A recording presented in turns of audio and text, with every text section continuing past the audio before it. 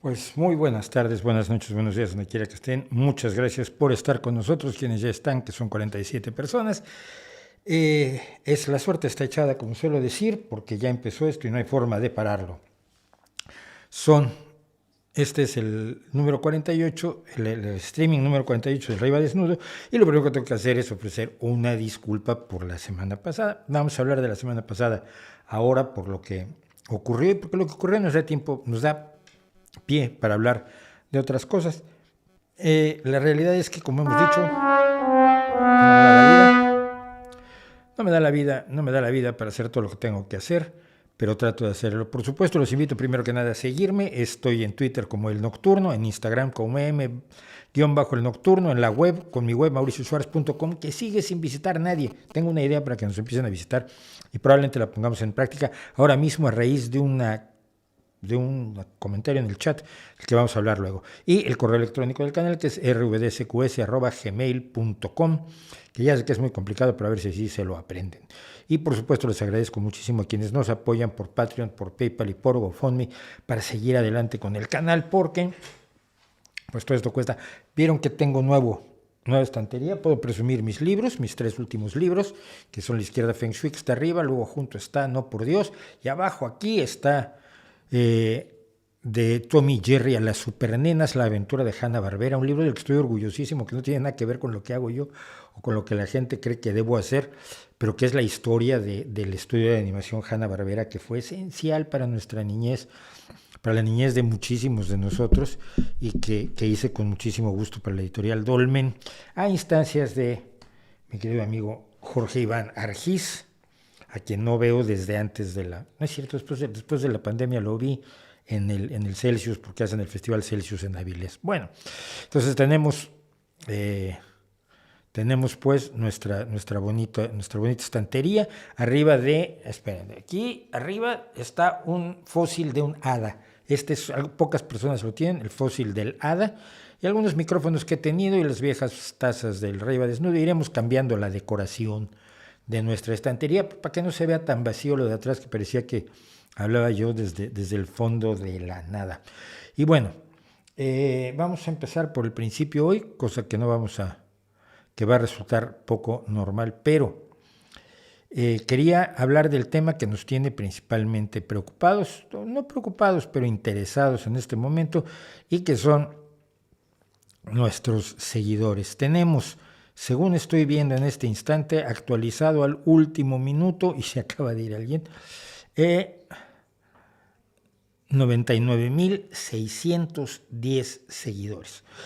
El canal tiene 99.610 seguidores. Queremos llegar a los 100.000.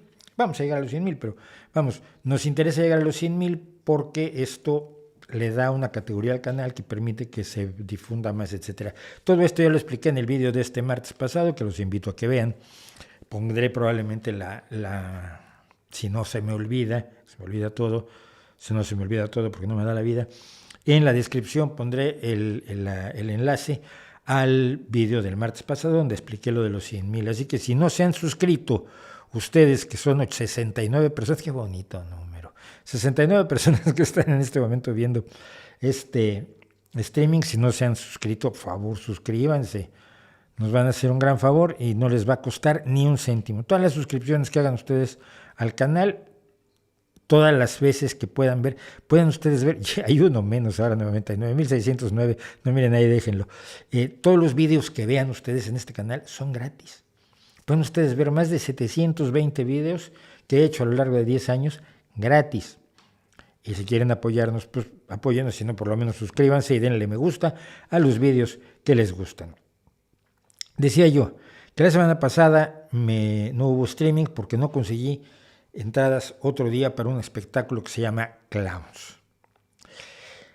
Soy un apasionado de los payasos. Lo he dicho y hablé del circo la última vez que fui al circo. Esta vez vuelvo a ir al circo en unos pocos días. Creo que el circo que está en Gijón es el de unos viejos amigos, que ese circo lo fotografié por dentro. Hice un desfile con los animales del circo por todo Gijón para inaugurar la Semana Negra. Y es gente maravillosa, la gente del circo es espectacular.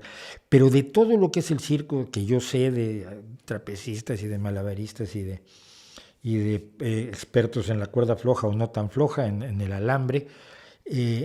Lo que más me gusta son los payasos. ¿Por qué?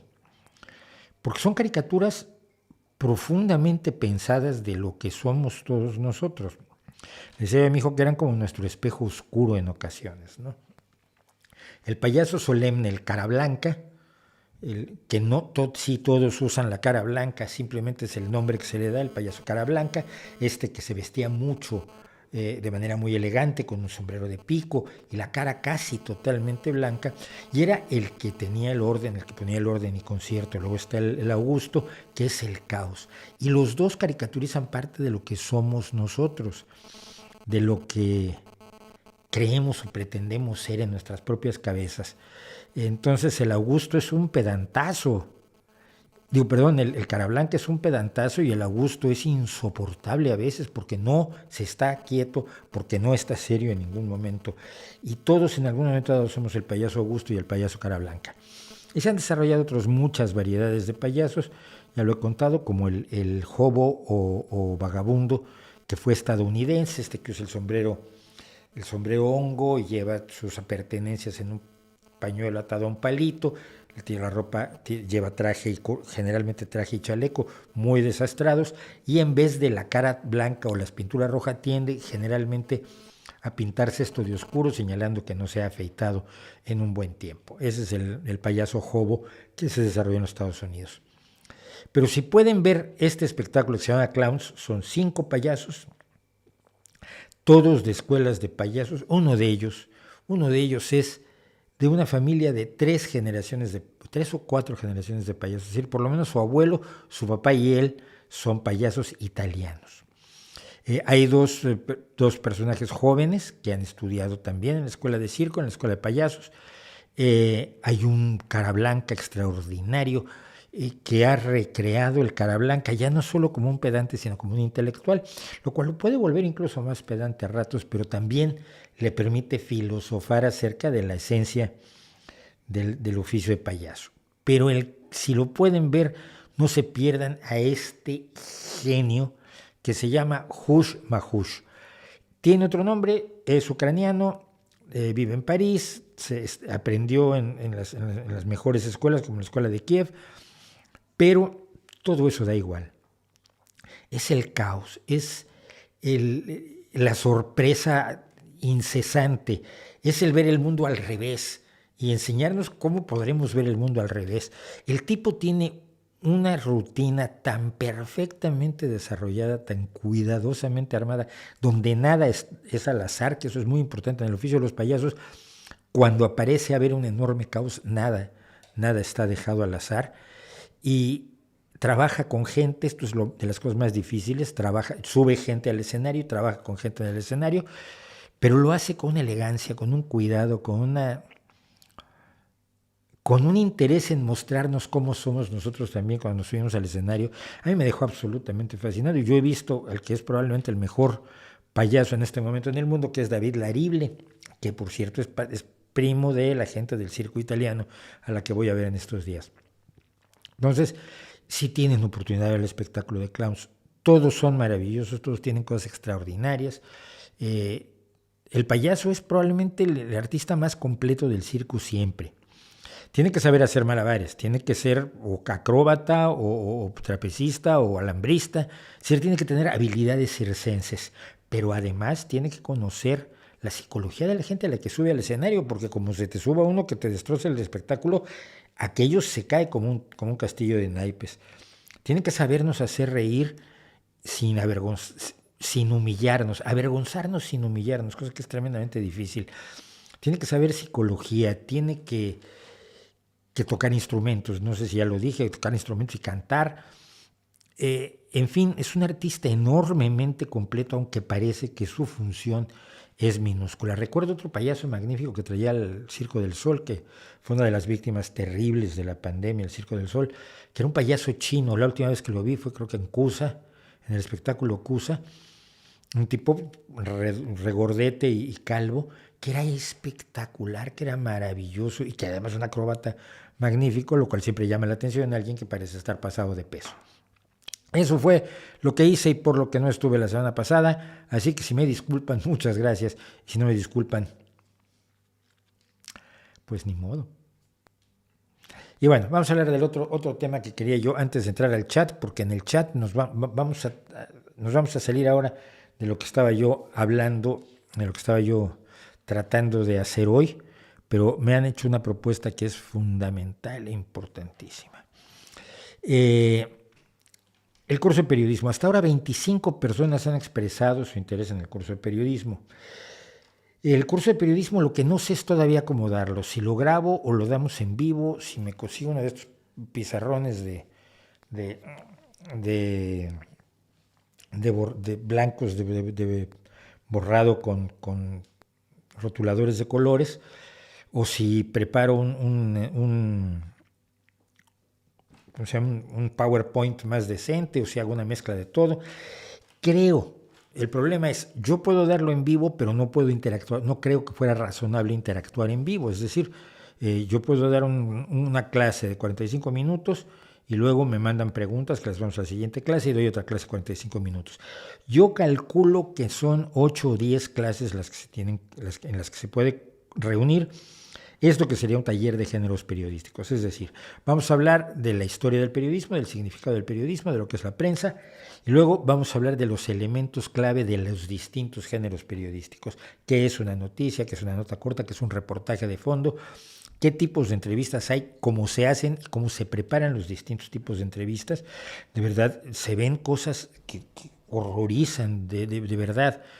El otro día estaban entrevistando, creo que es Gillian Anderson la que hizo el papel de Margaret Thatcher, ¿no?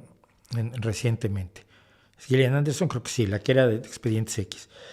Y entonces una periodista le pregunta, ¿y ha hablado usted con Margaret Thatcher sobre la representación que ha hecho usted de ella? Pero entonces le pregunta al chico que hizo el papel de Brian May, y tú has hablado con Brian May, y él te cuenta que sí, efectivamente se reunió con Brian May y estudió sus gestos y su forma de hablar y tal. Y la actriz se quedó como, ¿qué le contesto a esta sin decirle que es imbécil profunda? Que no se ha enterado que Margaret Thatcher murió pues, hace un montón de años. Que un periodista, que alguien que cobra dinero de verdad,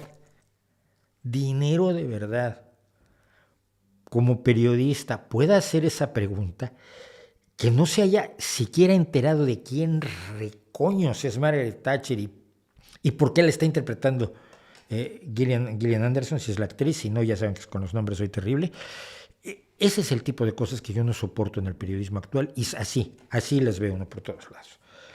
Preguntas absolutamente idiotas, gente que no ha hecho sus deberes, gente que no se ha preparado, porque cree que como es guapa, que generalmente los que salen en la tele tienen el requisito de ser guapos, porque es guapa o porque es joven, ya no necesita prepararse. Entonces, veríamos los distintos géneros periodísticos y la situación general del periodismo. Yo creo que con 8 o 10 clases podríamos hacerlo y yo creo que podríamos cobrar unos 25, 30 euros. ¿Qué les parece? Luego díganme por correo, no me lo digan en el chat porque el chat desaparece y no se le vuelve a ver. Pero si les parece bien, 25 o 30 euros por cabeza, y obviamente los vamos a dejar grabados para que otras personas los puedan ver, aunque ya no puedan interactuar directamente o puedan interactuar por correo electrónico. Todo esto es muy vago, lo siento, es terriblemente vago, pero no lo tenía yo claro, pero tengo muchas ganas de hacerlo. Y ahora, vamos a lo que yo no iba a hacer hoy, pero que me parece enormemente importante. Sergio Montes Vázquez me hace la siguiente pregunta. A propósito del 2 de octubre en México, ¿qué sabes del caso de Regina Teuscher Kruger, para más exactitud, y de ese señor Velasco Piña que escribió unos libros basados en esta chica? Es un caso verdaderamente aterrador al que yo le dediqué espacio en mi viejo blog El Retorno de los Charlatanes. Entonces voy a contar un poco lo que pasó. Regina Teuscher Kruger era una chica, obviamente, de origen alemán, que en 1968 había sido elegida como una de las edecanes de los Juegos Olímpicos. Las edecanes de los Juegos Olímpicos eran muy importantes, son las que llevan y traen a los deportistas, sirven de enlace, siempre son gente que habla varios idiomas, etcétera, etcétera.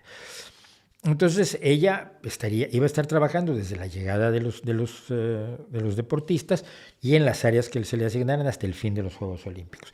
Las chicas además traían un vestido muy interesante con el logotipo del México 68, diseñado por alguien muy famoso cuyo nombre no recuerdo. Pero Regina también tenía preocupaciones de carácter social y se integró en el movimiento del 68 del que hablé ya un poco la semana pasada. Así que el 2 de octubre, cuando se produce la matanza que da fin al movimiento estudiantil del 68 por la imbecilidad profunda de un gobierno que desprecia a su pueblo y que no tuvo nada que ver con la intervención soviética, todavía hay gente que en los comentarios me ha dicho, pero sí, los soviéticos metieron dinero y armaron a la gente. Es cierto, nadie estaba armado. Claro que había mucho miedo, el gobierno tenía mucho miedo de que la Unión Soviética estuviera metiendo baza, pero la Unión Soviética nunca fue dirigida por tontos. Pueden ser dirigidas por gente muy malvada, pero tontos no. Y meterse en un lío con México implicaba que se echara a los diplomáticos soviéticos, que no se permitiera que entraran soviéticos a México, y por lo tanto que no podían entrar los espías tan fácilmente como entraban a Estados Unidos a través de la frontera México-Estados Unidos, que es más porosa que una esponja. Bueno, entonces no, los soviéticos no metieron mano, los cubanos no metieron mano. Pero finalmente, el 2 de octubre, hubo una matanza que decíamos la vez pasada, que decíamos en el video, que hubo 44, más o menos 44 muertos, probablemente más, porque además, por ejemplo, el nombre de Regina no está en la estela que se erigió después de que la Comisión de la Verdad buscó los nombres de cuántas personas murieron en realidad. Una de las personas asesinadas a tiros por el ejército el 2 de octubre pues fue Regina Teuscher.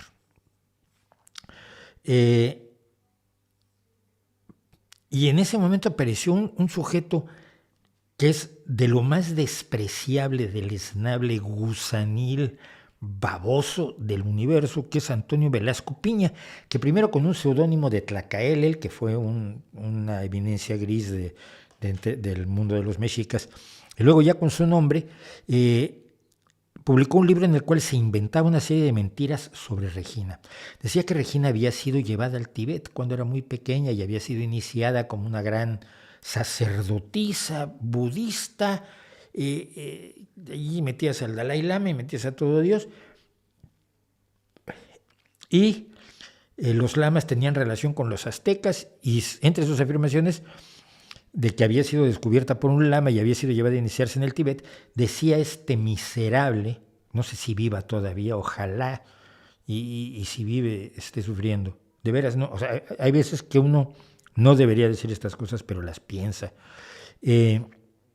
Dijo que era la reencarnación de una diosa y su muerte había sido una especie de sacrificio para iniciar la nueva era de México, de la cual él era, por supuesto, el profeta y el que vendía los billetes de entrada. Y empezó a generar un movimiento de creyentes y adeptos a su alrededor que creían en que Regina era una diosa lamaísta, tibetano-alemano-mexicana, y que su muerte tenía un significado esotérico profundo. La familia de Regina sufrió lo indecible en esto, y ojalá no me estén oyendo, ojalá hayan ya podido pasar, sobre todo sus hermanos, pasar página. Intentaron detener a este farsante. Elena Poniatowska, la periodista que ahora está muy cerca del gobierno mexicano, a quien yo le respeto muchísimo, pese al error que implica estar ahora con el gobierno mexicano, ayudó a los padres de Regina a tratar de desenmascarar a Antonio Velasco Piña. Llegaron en alguna ocasión la familia con Elena a una de las conferencias que daba cobrando este desgraciado para increparlo con un valor enorme, porque enfrentar a un gurú de una secta ante sus seguidores se requiere un enorme valor, porque te pueden dar una paliza, es muy razonable. Y Velasco Piña decía que, bueno, pero si eso solo era una novela, o sea, por un lado tenía la secta que afirmaba que toda la novela era real y por otro lado se defendía que era una novela. Pero pasó algo más aterrador y aquí entra gente que yo conozco además, un personaje peculiar, a un familiar de él lo conozco, Antonio Calvo, que es creyente en barbaridades esotéricas, lector del libro de Velasco Piña, hizo un musical sobre Regina. Y tiene un montón de gente creyendo cosas esotéricas rarísimas en cenáculos aislados y clandestinos, muy raros. Había gente como Rebeca Moreno Lara Barragán, que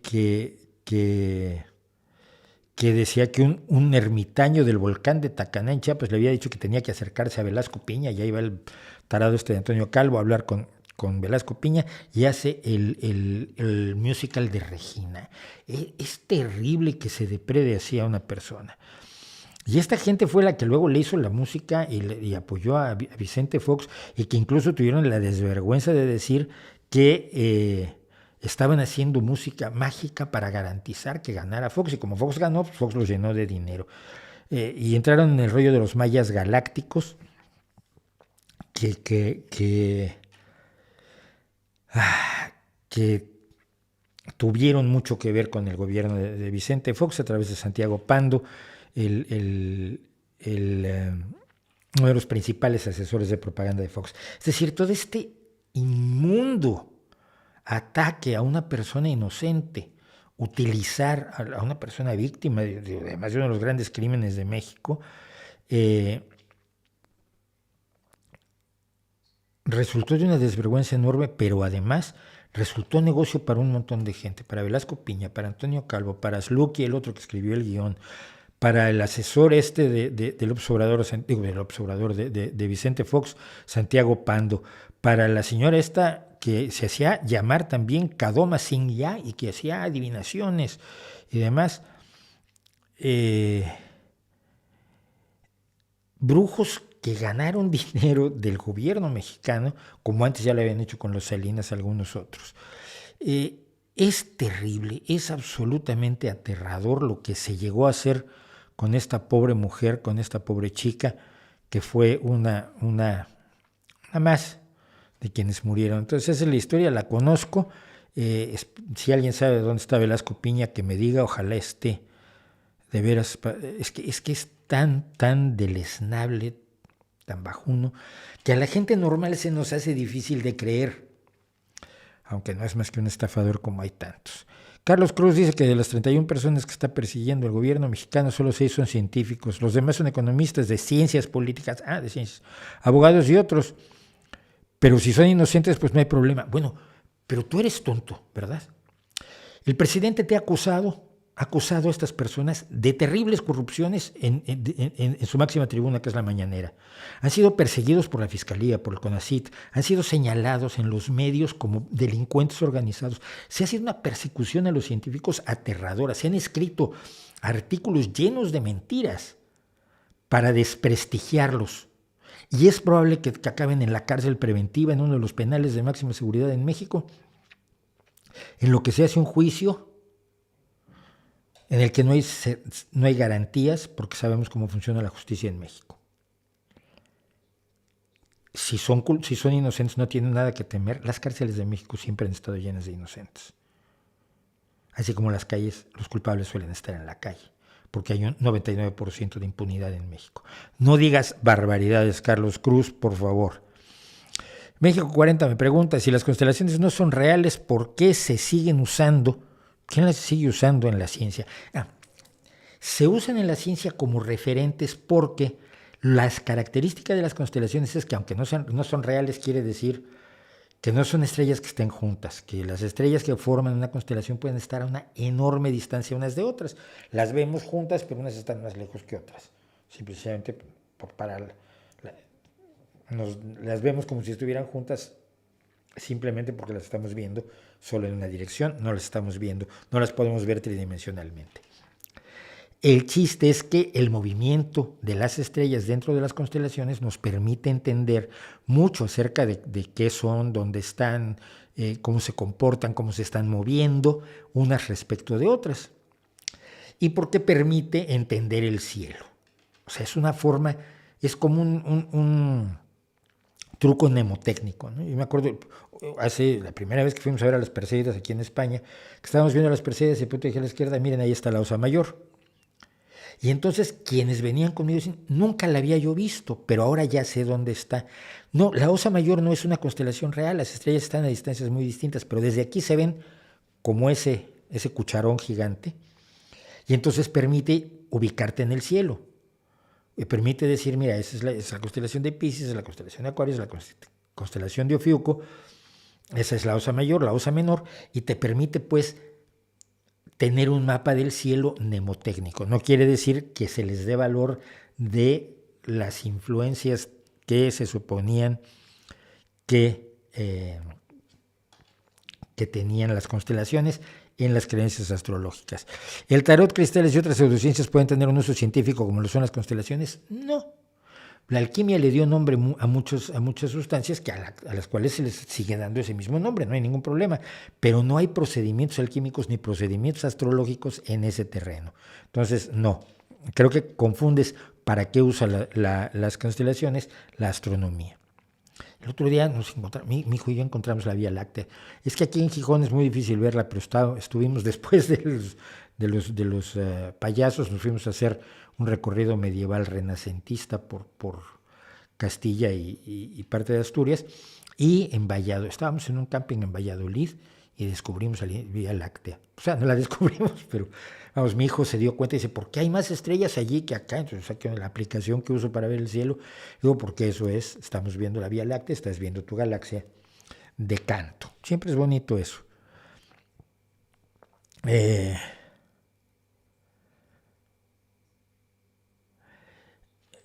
Estimado Mauricio, si en unos años China tomara el lugar, con esto termino lo del chat por ahora, que tenemos muchas otras cosas de las que hablar. Si en unos años China tomara el lugar de América como primera potencia, América no, Estados Unidos, América es un continente. Estados Unidos como primera potencia mundial, ¿cómo podría cambiar la situación en el mundo? Pues no lo sé, porque China no tiene ningún interés en los valores de la Ilustración. La democracia, la libertad, la igualdad, la igualdad ante la ley, el derecho a la libre expresión, el derecho a un juicio justo, el derecho a votar y ser votado en unas elecciones libres y fiables, todo eso que consideramos esencial para la vida que tenemos actualmente. No sé si a China le interesa solamente la dominación económica o pretenda que todos nosotros estemos sometidos al régimen de reconocimiento facial que está sometida a su población a través de millones de cámaras que están siguiendo lo que hace cada quien y están puntuándolos para ver si sonríen lo suficiente, porque hay que sonreír, como en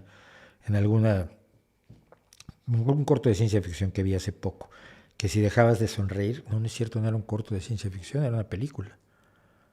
Sí, era de los 10 anillos, donde si no sonreías te quitaban puntos y podías acabar hasta en la cárcel. Entonces no lo sabemos, no se puede profetizar, pero yo preferiría no hacer el experimento, yo preferiría seguir experimentando con la libertad, los derechos y todas esas cosas. ¿Lees el chat de Twitch? No, debería, pero me hago líos, necesitaría alguien que me ayudara y no tengo quien me ayudara. Está muy padre tu playera, ¿dónde puedo conseguir una como esa? Aquí el señor Charles Darwin con ustedes, y esta la compré en Amazon. La traje de Amazon. Bueno, ¿qué es esto? A ver, no, Héctor, te estás equivocando.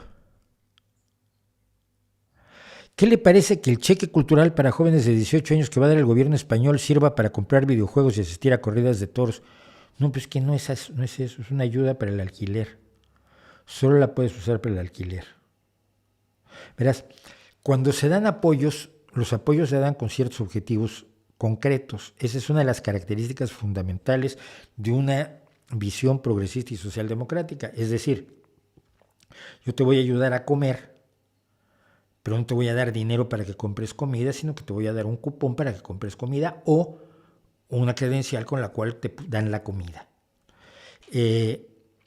Los apoyos que se dan concretamente, te voy a pagar la escuela, pero eso no quiere decir que yo te dé el dinero para que tú vayas a la escuela y pagues la colegiatura o la matrícula, sino que yo le doy el dinero a la escuela. Ese es el error de López Obrador. Da dinero que la gente puede usar para lo que quiera y que en muchas ocasiones pues, no tiene el destino social para el cual supuestamente se está usando. Pero no, Héctor Fernández, dudo muchísimo que pasara eso. Dudo muchísimo que pasara eso porque no todos son tan tontos como López Obrador.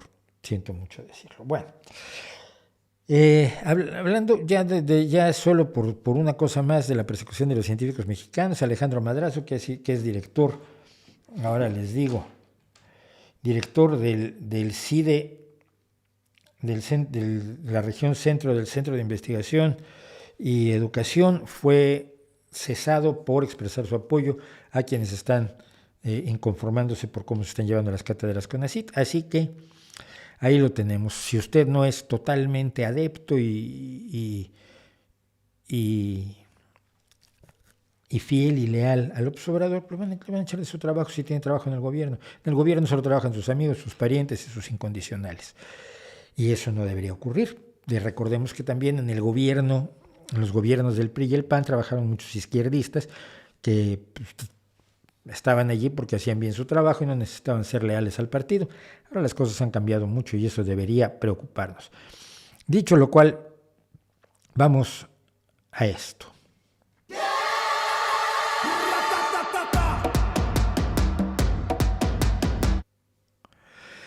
La tontería postmodel. Hubo candidatos esta semana, también muchos para la tontería postmodel de la semana, pero quien sin duda la ganó, fue la Universidad de Missouri, Kansas, pero no fue solamente la Universidad de Missouri, Kansas, sino que fue concretamente un departamento que tienen, que es, espérenme,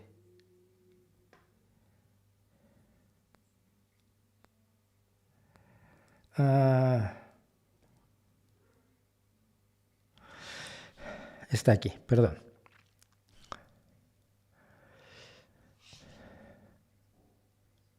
El Departamento de Diversidad e Inclusión de la Universidad de Missouri en Kansas, que me dicen que es una universidad terrible en cuanto a su creencia en estupideces, se le ocurre invitar a Vandana Shiva, doctora Vandana Shiva, a dar una charla sobre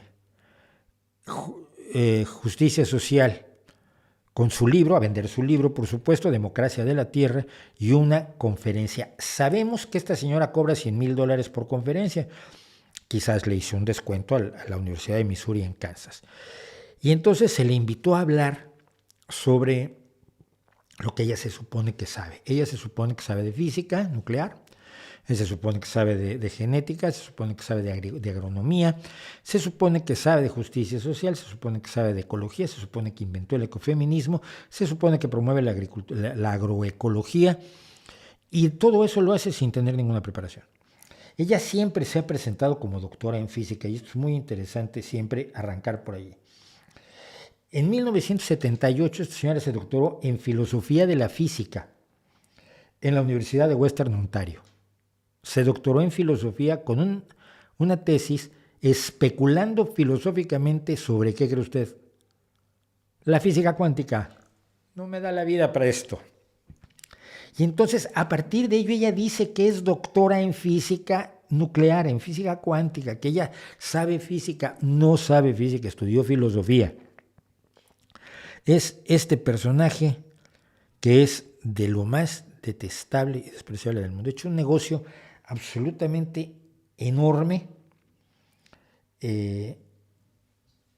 y además está aliada, ella es antivacunas, por supuesto, y ahora está aliada a gente que ofrece, por ejemplo, vitaminas en lugar de la vacuna. Dice que con vitamina C ya te curas de la COVID-19 y no necesitas vacunas.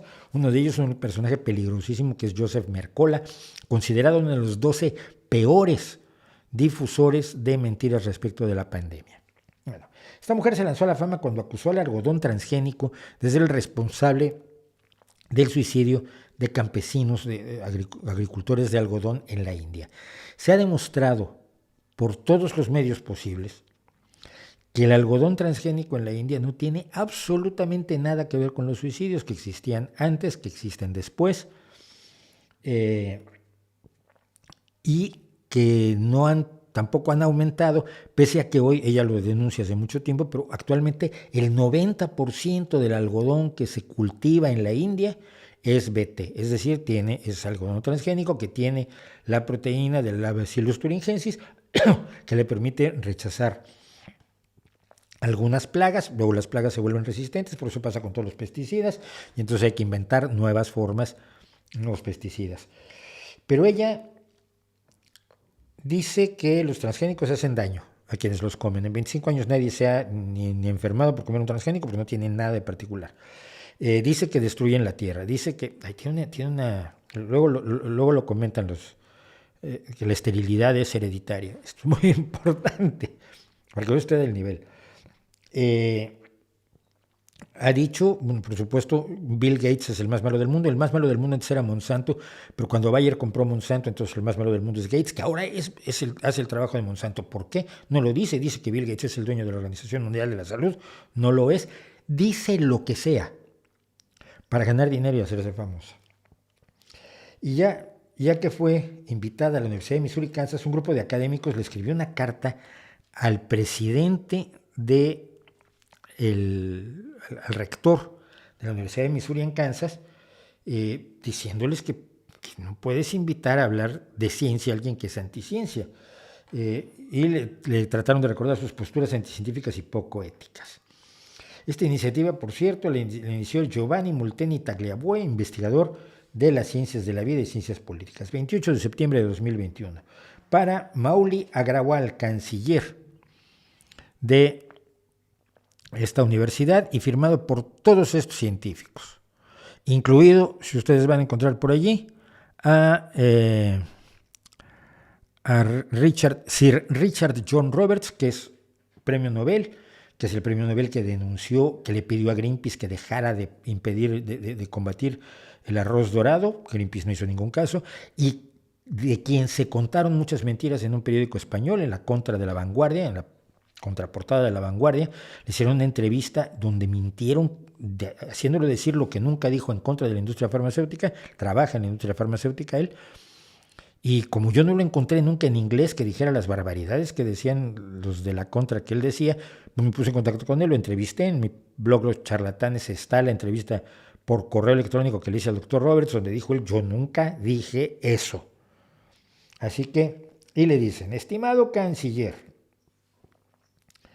somos académicos de las ciencias de la vida y las ciencias sociales que han publicado muchos papers académicos y artículos sobre agricultura, alimentos y biotecnologías relacionadas con ellos. Algunos de nosotros somos comunicadores científicos y agrónomos. Tal vez usted no esté al tanto del uso constante de la retórica anticientífica por parte de la doctora Vandana Shiva para apoyar posiciones poco éticas, porque esto no es de estética, esto es de ética. Nos sorprende que cualquier institución basada en la ciencia e inspirada éticamente la invite a hablar. Estos son solo algunos ejemplos de sus posturas prejuiciosas, anticientíficas y antisociales, su asombrosa tendencia a la tontería. Una vez declaró sobre la tecnología de restricción de uso genético, GURT: los biólogos moleculares están examinando el riesgo de que la función Terminator escape del genoma de los cultivos.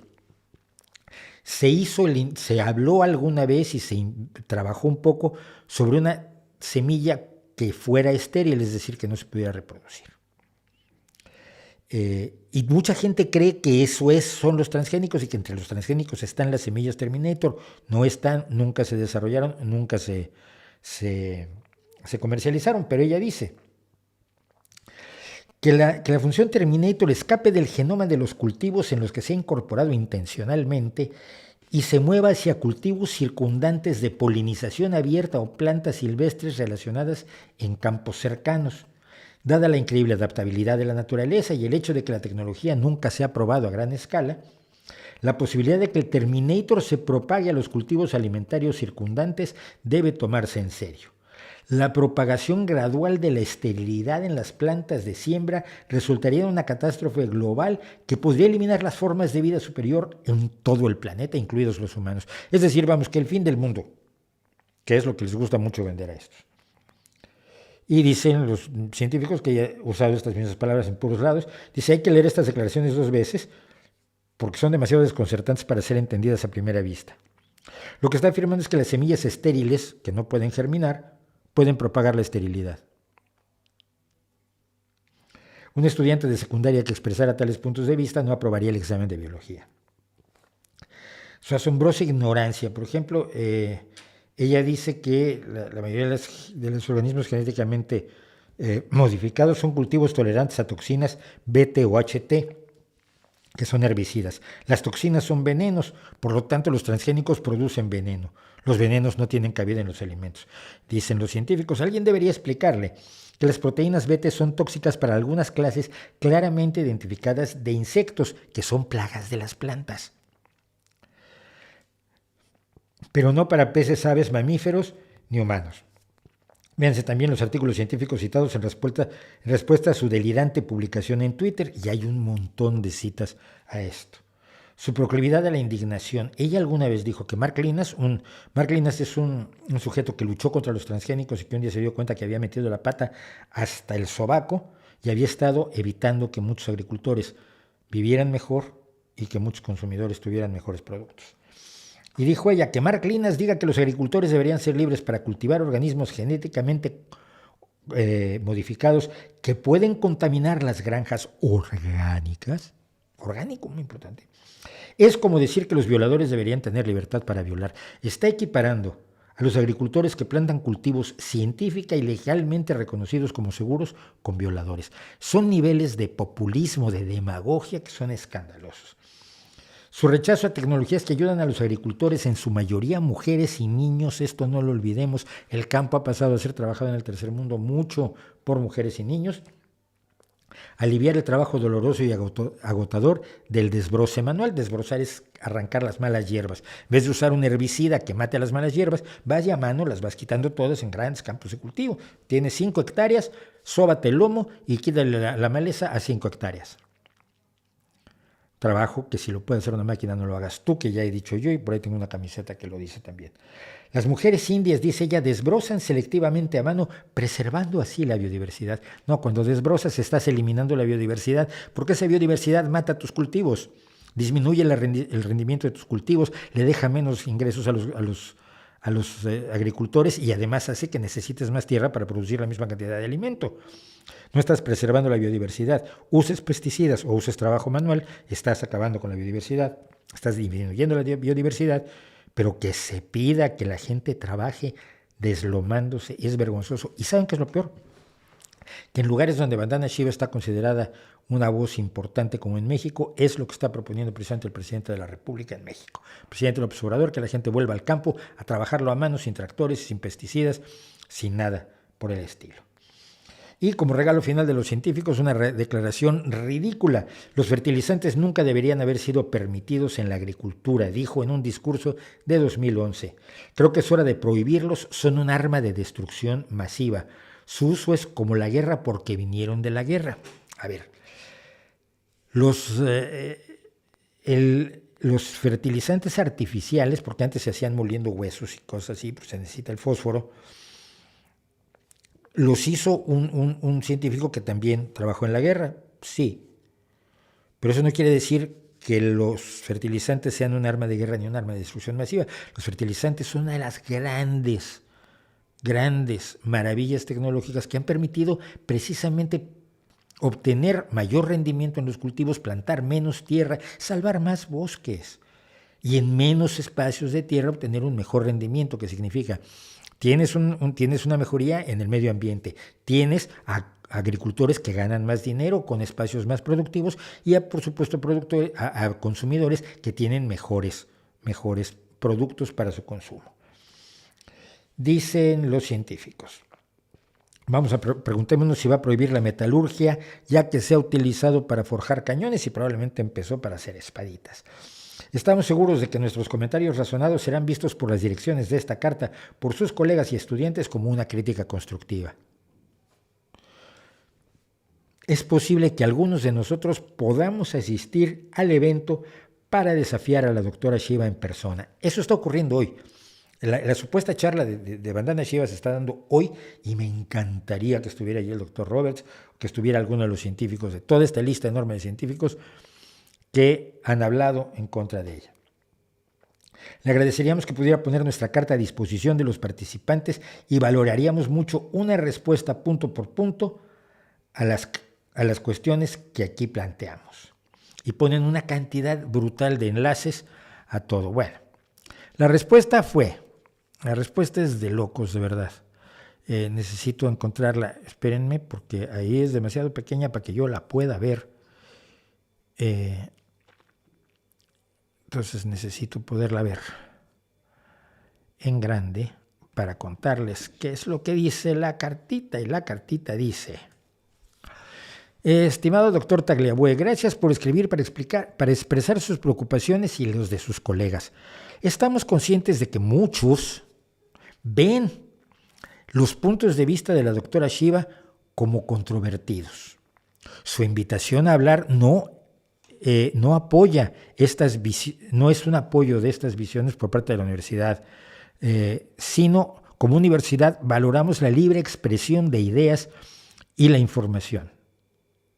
O sea, lo que está diciendo el rector de la universidad, y esta es la tontería postmoderna de la semana, es que desinformar merece la misma libertad que informar.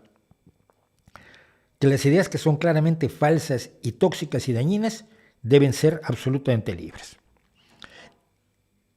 Cuidado, la libertad de opinar es libre. La libertad de opinar no debe tocarse, pero no implica la libertad de mentir. Lo he dicho en muchísimas ocasiones, la libertad de expresión implica la libertad de expresar opiniones, no la libertad de mentir, no la libertad de falsear los hechos. Y dice, ofrecemos espacio en el campus y damos albergue a una gran variedad de oradores con puntos de vista diferentes sobre muchos temas. Desafiamos a nuestros estudiantes para que piensen críticamente. Pues no lo creo. Porque creemos que la libre expresión es indispensable y fundamental para la habilidad de los miembros de una comunidad universitaria de descubrir, explotar, interpretar y cuestionar el conocimiento. No cuestionar la desinformación, sino cuestionar el conocimiento. O sea, en pocas palabras, nada. La vamos a tener de todos modos y vamos a ver qué pasa. ¿Ustedes creen que la doctora Vandana Shiva va a entrar en debate? Si todos estos charlatanes se rehúsan a entrar en debate. En fin, este tema, esta respuesta vergonzosa, esta respuesta que pretende igualar el conocimiento a la ignorancia, igualar la desinformación a la información, igualar la maldad del engaño y de la anticiencia a la ciencia, es lo que llamo la tontería postmoderna de la semana, pero tiene algo más. Miren, un ejemplo de los horrores, decía yo, el que está ocurriendo en México, con la directora, la responsable de la ciencia en México, es gran amiga, seguidora y muchas veces co-conferenciante de Vandana Shiva, María Elena Álvarez Bulla Roses. Pero hay otro ejemplo que está a cargo no del presidente de México, sino de este señor que es Gotabaya Rajapaksa, Gotabaya Rajapaksa, un militarote que es el actual presidente de Sri Lanka, ya saben ustedes, y que no carece de toda comprensión de la biología o la agricultura, pero se creyó cuanto contó Vandana Shiva y prohibió las importaciones de fertilizantes y pesticidas a Sri Lanka. Su idea era transformar la economía agrícola de Sri Lanka en una empresa puramente orgánica. Orgánico. Orgánico es una etiqueta nada más, no hay una definición científica de orgánico, para empezar. Y él dice, bueno, con esto los consumidores van a pagar más por nuestros bienes, ¿no? Son orgánicos, naturales, ecológicos y verdes. Y entonces nuestras exportaciones crecerán. La realidad es que empezaba a haber menos producción y aunque se exportó esa producción, los ingresos disminuyeron en Sri Lanka. La disminución de los ingresos, sobre todo por el té, que es la principal exportación de Sri Lanka,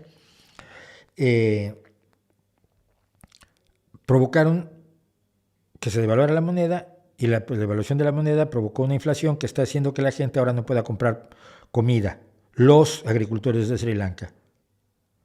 Y en este momento, hay un desastre nacional y Sri Lanka está bajo un decreto de emergencia nacional por parte del presidente Rajapaksa, no sé cómo se llama, decir Rajapaksa, Rajapaksa. Lo vamos a dejar así.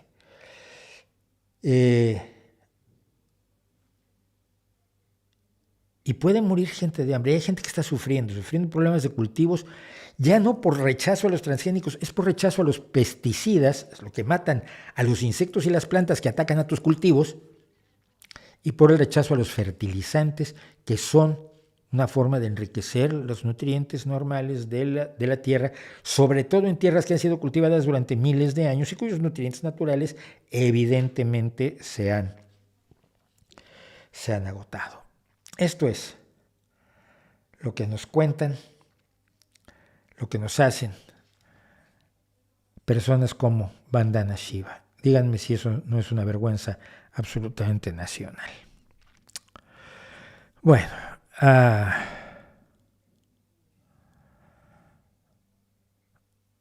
vamos a hacer algo rapidísimo. Sí, en 8 minutos podemos contarlo. En 8 minutos, no vamos a contar eso. Como verán ustedes, yo soy capaz de hacerme unos líos solito, absolutamente aterradores. Pero bueno, tenemos cosas del correo que he dejado además de muchísimo tiempo, ya desde mediados de septiembre, y uno que me dicen, en concreto, Darío Quijara, me dice que como no es universitario, muchos conocidos en Facebook o en su entorno social, que son conspiranoicos, hacen mofa de mis argumentos en defensa de la ciencia porque según ellos no estoy autorizado a hablar o mis argumentos no son sólidos.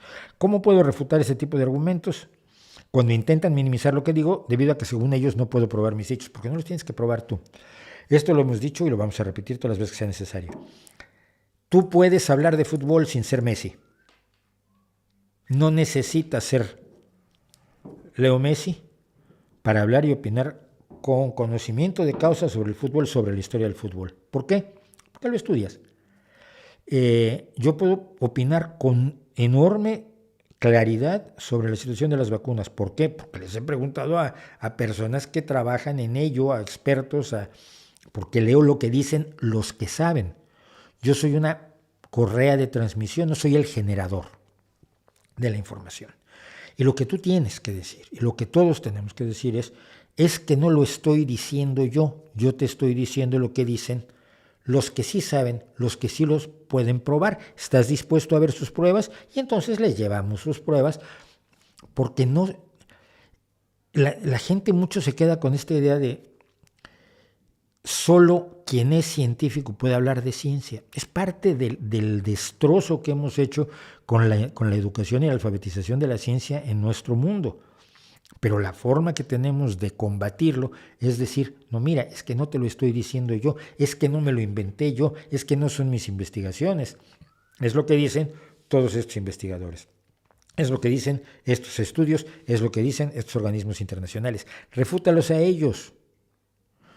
Lo otro se llama un hombre de paja, un argumento ad hominem o alguna falacia de tipo medianamente similar. Es decir, atacan al mensajero, pero no atacan el mensaje. No, el mensajero, olvídate de él, el mensajero soy yo y no soy nadie.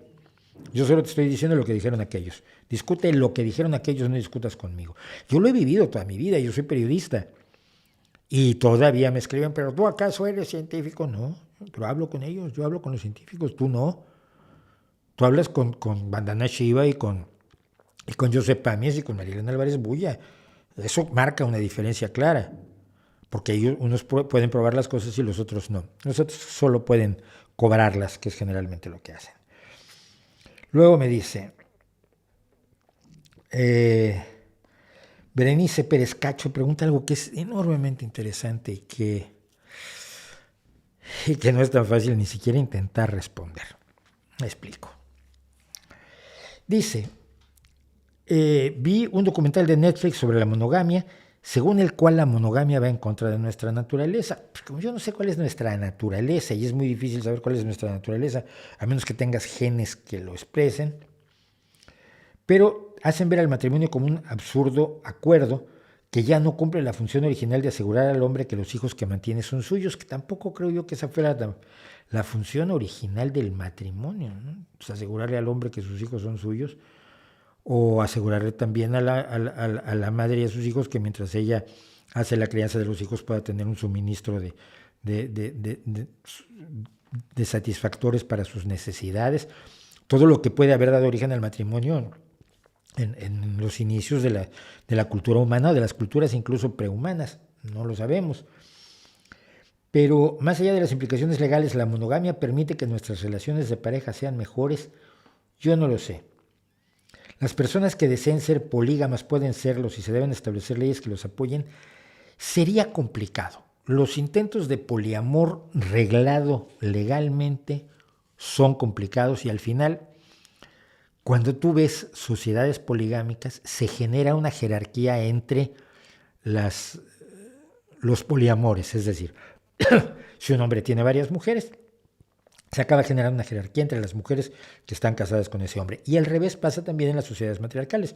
Algunas sociedades matriarcales del centro de Asia, no me acuerdo ahora cuáles son, donde una mujer puede casarse con 2 o 3 hermanos, pero entre los hermanos se crea una jerarquía, y un primer marido, un segundo marido y uno que maridea bastante menos. La idea de la poligamia tiene menos que ver con otros asuntos que se han tratado y de los que tampoco estoy tan informado, pero de los que he leído algo, que es por ejemplo la monogamia en serie. ¿Qué es lo que pasa? El matrimonio tiene razón de ser o tiene más posibilidades de sobrevivir cuando vives 34 años. Te casas a los 17 y 17 años después te mueres. Pero cuando vives 80 años y te casas a los 20, igual a los 40, las vidas de los dos cónyuges pues, han evolucionado en direcciones diferentes. Cosa que tampoco tiene por qué ser forzosamente así, pero puede ser. Y entonces, ¿qué haces? Lo que vemos ahora con gran frecuencia es te divorcias y luego de pronto te encuentras a alguien con quien te sientes bien y te casas. Otra cosa son las infidelidades, que son un asunto tan tremendamente real que nadie quiere hablar de él. Es lo que los estadounidenses conocen como el elefante en la habitación. Cuando hay un elefante en la habitación, pues nadie quiere hablar de él. Entonces todo el mundo habla de todo menos del hecho de que hay un elefante en el centro de la habitación. Una de las razones por las que no se hacen estudios genéticos de paternidad a cada niño que nace es porque se calcula que el 30% de los niños que nacen no son hijos de sus papás. Algunos tardamos muchos años en enterarnos que no éramos hijos del señor que consideramos que era nuestro papá. Tardé, pero de verdad, décadas en saber que el señor al que yo le decía a mi papá no era mi padre biológico, era mi padre adoptivo. Curiosamente lo confirmé con un estudio de ADN. Pero son 3 fenómenos totalmente distintos y el que tú planteas, o sea, la infidelidad es un hecho que se puede dar incidentalmente o en serie, depende cómo sea cada quien, pero se puede dar en todas las parejas y de ambos lados. Esto de que los hombres son más infieles que las mujeres, hay estudios que dicen que igual no es tan claro el asunto, pero una infidelidad puede ser algo tan enormemente pasajero y relevante para una pareja que no tenga ni siquiera que ser mencionado. Otra cosa es la monogamia en serie, que muchas personas la practican, y la otra es la poligamia. Yo siento que reglar la poligamia tiene un problema real. Y además crea una categoría distinta de matrimonio que abre enormes vacíos legales. Y creo que las sociedades que han reglado la poligamia han enfrentado ese tipo de problemas. No lo sé, pero tendemos de todos modos a la monogamia. Cuando estás perfectamente satisfecho con tu pareja, cuando eres feliz con tu pareja, no andas buscando otras parejas. No es que andes o no buscando, es que careces de interés. Y si tu pareja no te satisface, pues haya otras parejas potenciales o no. El problema no es que haya parejas potenciales o no, el problema lo hay al interior de tu propia pareja. Entonces no creo que sea tan sencillo como tal cosa es mejor, tal cosa es peor. Estamos viendo lo que está ocurriendo con una serie de cambios que el ser humano ha sufrido enormemente. Uno de ellos, decíamos, el aumento en la longevidad, y el otro, el aumento en la posibilidad, en la vida sexual, porque ese fin de la vida sexual que implicaba la impotencia para el hombre, pues terminó con el o la Viagra, y con ello se presenta otra serie de circunstancias que creo que no entendemos todavía, que creo que estamos estudiando todavía, que me parecen fascinantes, pero para las cuales no creo. Quien quiera que te diga que tiene respuestas a mí me preocupa. Eso es lo único a lo que puedo llegar. Y vamos a cortar unos minutitos, vamos a hacer una cosa brevísima de suspenso y volvemos. Igual hoy nos pasamos unos minutos, porque tengo varias cosas de las que quiero hablar. En fin, ahora regresamos.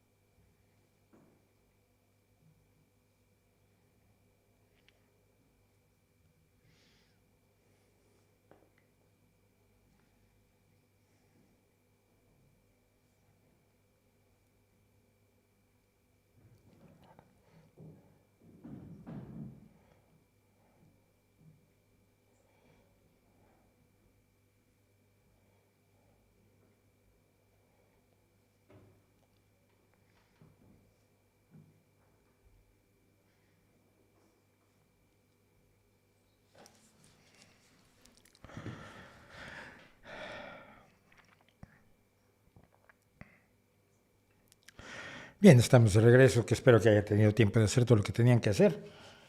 Yo lo que no hice fue servirme, y entonces tengo que servirme a escondidas. Luego dicen que me patrocina la Coca-Cola, ojalá me patrocinara la Coca-Cola. Pero, a ver, de las cosas que me pueden patrocinar no la veo especial.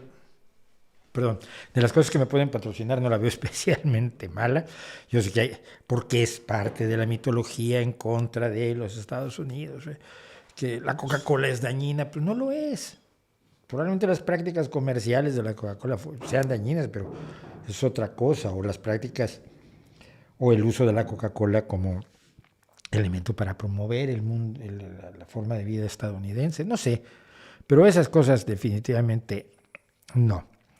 Ladmort, una cosa rápida, cree que existe un conflicto ético cuando se vota por candidatos con los que estamos de acuerdo en unas cosas, pero por otra parte sabemos que tienen ciertas ideas anticientíficas o negacionistas.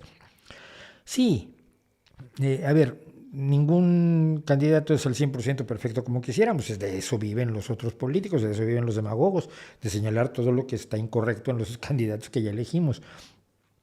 Lo que tenemos que valorar es de todas entre los puntos positivos y negativos, cuál de los candidatos es el que tiene más puntos positivos y menos negativos, o que tiene puntos positivos más deseables que puntos negativos que puedan ser dañinos para mucha gente. Puede estar de acuerdo con nosotros en todo, pero ser una persona que cree que hay que matar a la mitad de la población, y con solo esa creencia yo ya no votaría por él, aunque estuviera de acuerdo conmigo en muchísimas otras cosas.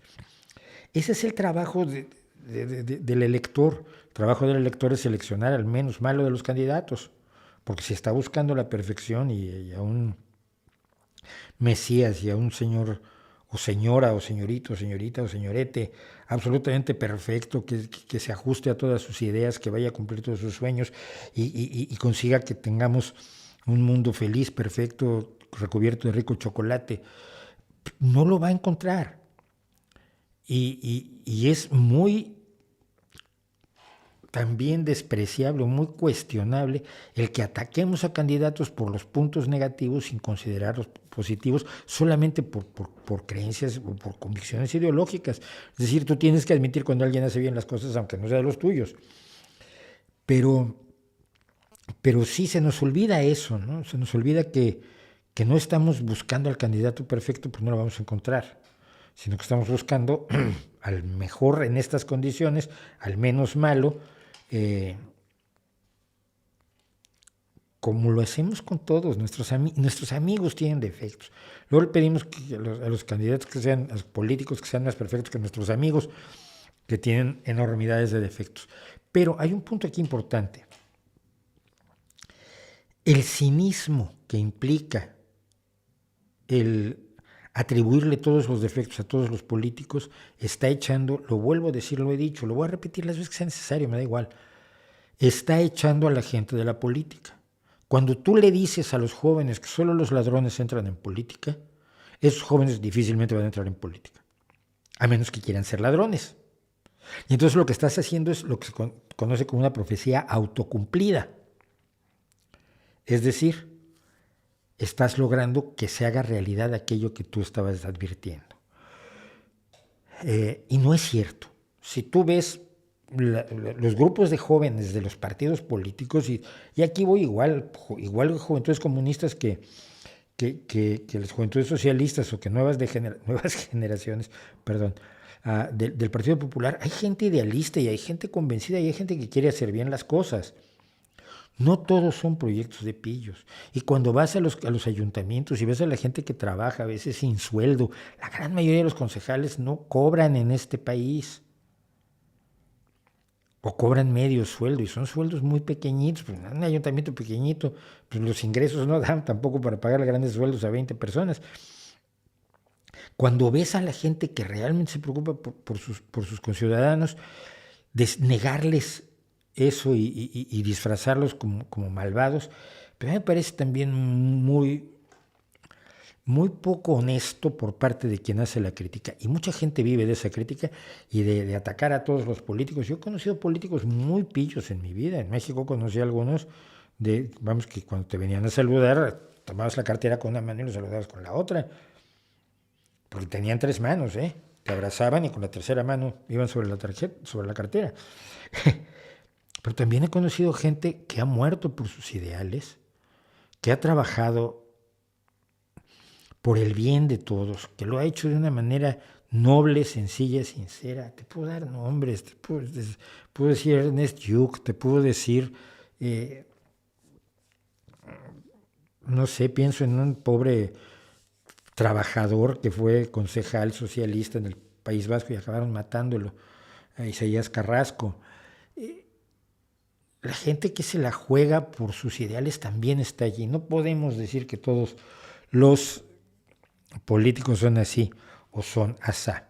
Pero en fin, la cosa es que ha llegado uno de los momentos más esperados por mí, porque tengo ganas de contar esta historia enormemente, y que son con una nueva entrada, cuidado, con nueva entrada, las historias de horror del libre mercado.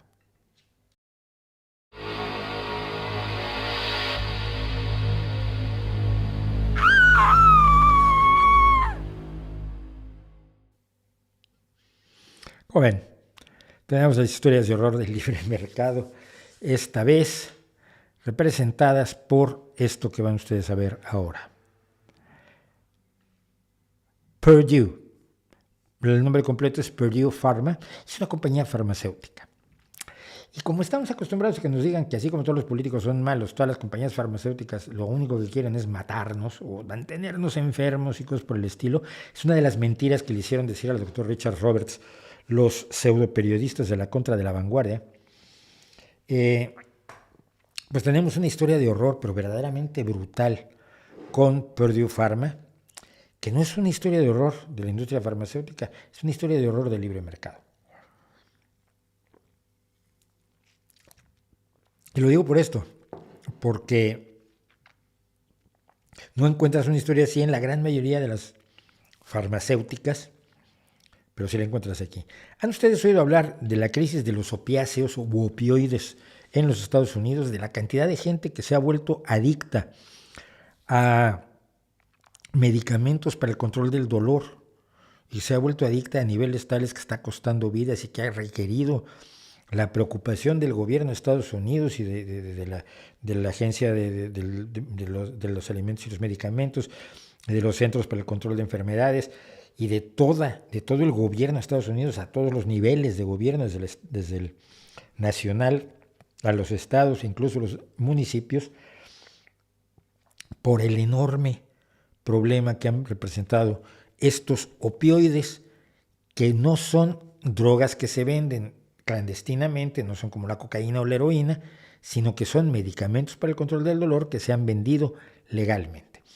Probablemente la primera noticia que tuvimos de esto fue cuando empezamos a ver al Dr. House, esta maravillosa serie de televisión que se estuvo transmitiendo de 2004 a 2012, y hace 9 años se acabó el Dr. House, pero es magnífica, es probablemente una de las mejores series que se ha hecho en la historia, y el Dr. House precisamente era adicto a la Vicodina porque tenía un problema en una pierna que le causaba un dolor crónico aterrador, y entonces se había vuelto adicto a la Vicodina, y como parte de la historia en alguna ocasión robó Vicodina y porque necesitaba más de la que le podían recetar, se autorrecetaba, en fin, todo lo que hace un adicto. El Vicodin es hidrocodona y paracetamol. Paracetamol es este analgésico que usamos todos más o menos con cierta tranquilidad de que obviamente no es adictivo, pero la hidrocodona es un opiáceo. ¿Qué son los opiáceos? Los opiáceos son todas las sustancias que se parecen al opio y que conectan con los receptores de nuestro sistema nervioso con los que conecta el opio para hacer sentir bien a quien consume opio o sus derivados, la heroína y la morfina. Son todos de la misma familia química por eso, porque entran en los receptores del placer donde afectan los opiáceos y provocan este enorme placer, pero al mismo tiempo pueden provocar adicción. tenemos opiáceos naturales, es decir, tenemos una serie de sustancias que nuestro propio organismo produce que nos hacen sentir placer. Lo otro es simple y sencillamente la versión artificial y exagerada. Bueno, contado esto, esta compañía fue fundada en 1892 por dos médicos que eran muy buenos médicos y eran muy buenas personas. En 1952 se la vendieron a otros dos médicos que también eran ya no eran tan buenas personas. Raymond y Mortimer Sackler. Quédense con la familia Sackler. La familia Sackler compró la compañía cuando la compañía vendía fundamentalmente una sustancia para eliminar el cerumen del interior de las orejas y laxantes. Pero se propusieron desde 1991 desarrollar medicamentos para reducir el dolor, una causa importante del sufrimiento humano.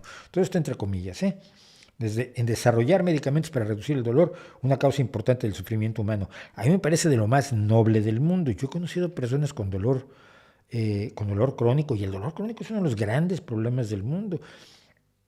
En las clínicas del dolor siguen trabajando más o menos a ciegas. Sabemos muy poco del dolor, cómo se produce, pero sabemos que hay gente que está incapacitada. Cuando uno tiene un dolor, alguna vez que tiene un dolor en la espalda o en el cuello, una mala postura, cuando el dolor es tal que cuando te mueves duele y todo el universo de pronto se ha concentrado en tu dolor y lo demás te importa muy poco, ni trabajas, ni familia, ni nada. Eso que se puede vivir 24 horas al día para muchas personas es aterrador. Bueno, pues Purdue Pharma empezó a hacer medicamentos tales como la hidromorfona, la oxicodona, el fentanil, la codeína y la hidrocodona. Muy bien. Pero en 1972 desarrollaron una técnica llamada Contin, que es un sistema de liberación controlada. Es decir, en vez de tomarte una pastilla cada 2 horas, este sistema permite que te tomes una pastilla cada 12 horas y va haciendo una liberación controlada de la sustancia terapéutica a lo largo de las siguientes 12 horas. Este sistema llamado Contin hizo que lanzaran medicamentos tales como el Oxycontin, que es la oxicodona en forma de liberación prolongada. Problema: la compañía dijo que tenía poca probabilidad de provocar adicción. La compañía mintió. Todos estos medicamentos, especialmente el Oxycontin y el MS-Contin, son altamente adictivos, como todos los opiáceos. ¿Por qué? Porque te gusta muchísimo. Si algo te hace sentir muy bien, pues quieres seguirte sintiendo muy bien. Y sobre todo cuando terminan los efectos y te sientes muy mal, es muy razonable que quieras seguirte sintiendo muy bien. Y si te sientes enormemente bien, te empieza a importar poco todo lo demás que te hace sentir bien. Esa es la esencia misma de la adicción a las drogas. Si las drogas te dan una felicidad y una satisfacción mucho mayor a la que te dan el arte, tu familia, tus amigos, el trabajo, el dinero, los alimentos, todas las cosas que a los seres humanos comunes y corrientes nos hacen perfectamente felices. Eran tremendamente adictivos, pero también eran tremendamente útiles. A las personas que están en una situación de cáncer terminal, con dolores aterradores, se les aplica morfina. No importa si se vuelven adictos, porque sabemos que están al borde de la muerte y lo que importa es que sufran lo menos posible. Si tú, como ciudadano que no está enfermo, tomas morfina, evidentemente te vas a volver adicto con los problemas que ello conlleva. Bien. La dependencia física y la enorme eficacia de estos medicamentos hicieron que algunas personas empezaran a comprar estos medicamentos sin necesidad de ellos, simplemente como drogas de lo que en Estados Unidos llaman recreativas. Yo no sé lo recreativo que puedan ser, pero como drogas recreativas. Y entonces se empezaron a vender en la calle y se empezaron a traficar con ellas y se empezaron a robar cargamentos, almacenes, etcétera, etcétera. El Oxycontin, que se presentó en 1995, era el paliativo para dolor crónico máximo de Purdue Pharma. Y la compañía empezó a presionar agresivamente a los médicos para que la prescribieran a las personas que tenían dolor crónico. Y les daban viajes a conferencias sobre el dolor, y seminarios y los invitaban a hablar sobre el dolor a lugares donde les pagaban por hablar, etcétera, etcétera. Es decir, la forma que se utiliza para que los médicos receten más un medicamento en los Estados Unidos o en la medicina privada. Esto no funciona así en la medicina social o en la medicina pública, porque el tipo de medicamentos que puedes recetar no los decides tú porque se te dio la gana, sino que hay una serie de reglas y protocolos a seguir para que tú como médico recetes algo. Es otra de las diferencias entre la medicina socializada y la medicina privada. El medicamento se vendió como un control del dolor suave y sostenido durante todo el día y toda la noche, tomado cada 12 horas.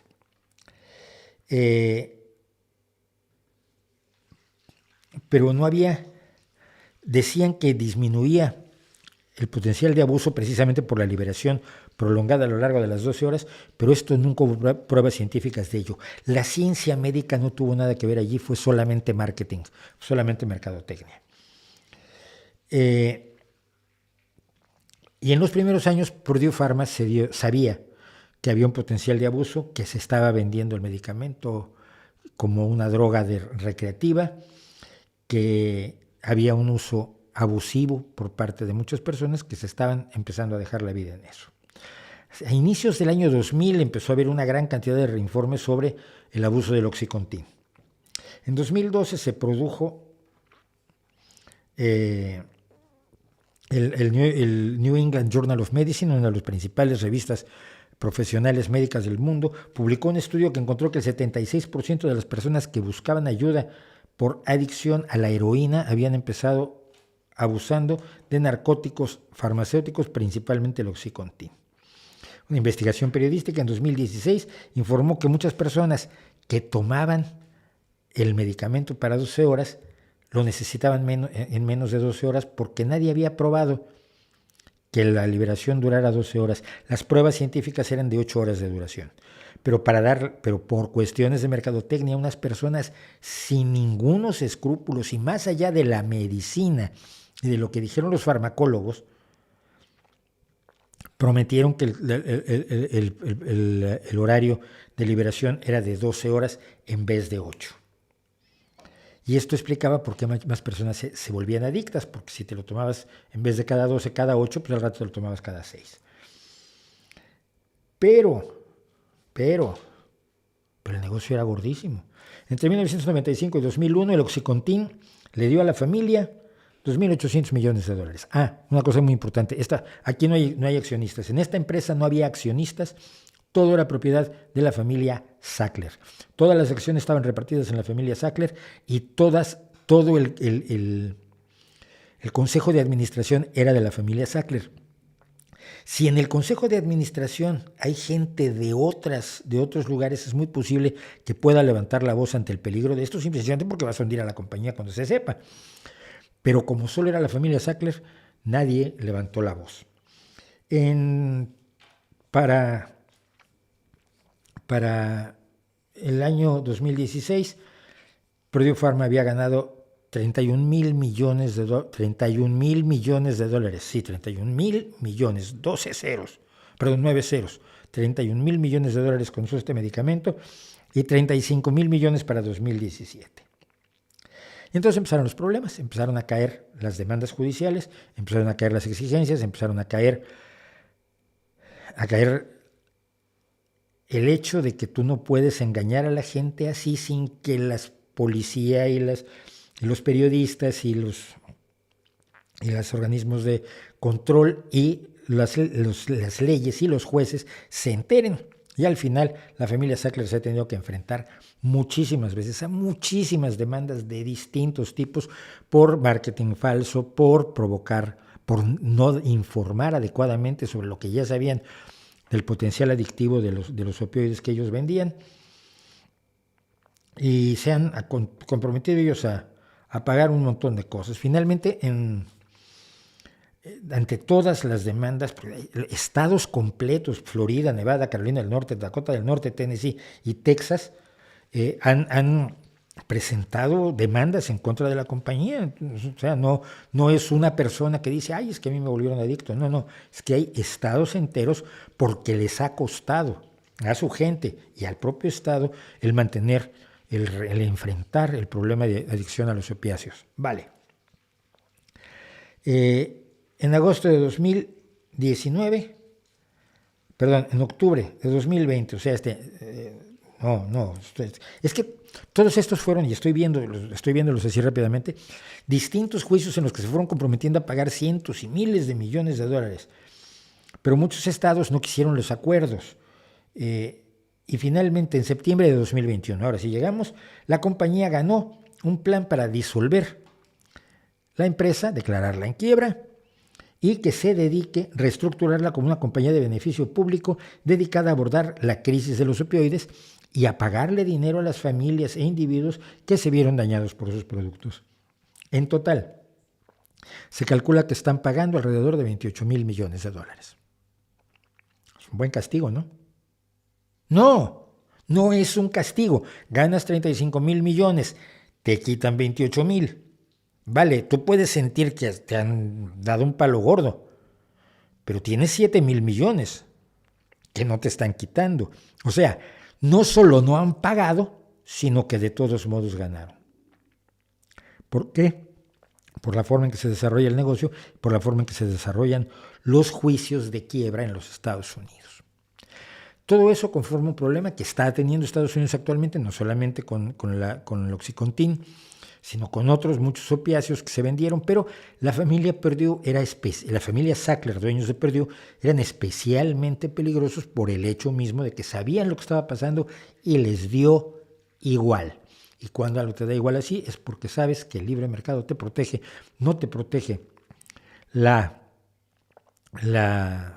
industria farmacéutica, que finalmente fue la que levantó, o los reguladores de la industria farmacéutica, los que levantaron la voz en contra de esta pequeña y aterradora historia del libre mercado. Y ya sé que algunos van a decir que no fue el libre mercado, fue otra cosa, pero no sí es. Por eso el libre mercado debe estar controlado por un Estado fuerte, sólido, democrático, transparente y bien controlado a su vez por la ciudadanía, para evitar que esto pueda pasar durante años y años y años sin que se entre alguien y diga, hasta aquí llegamos, ustedes no pueden seguir ganando dinero con esto, tenemos las pruebas y eso basta. Tal es el asunto en este momento. Bueno, vamos a ver un poco del chat.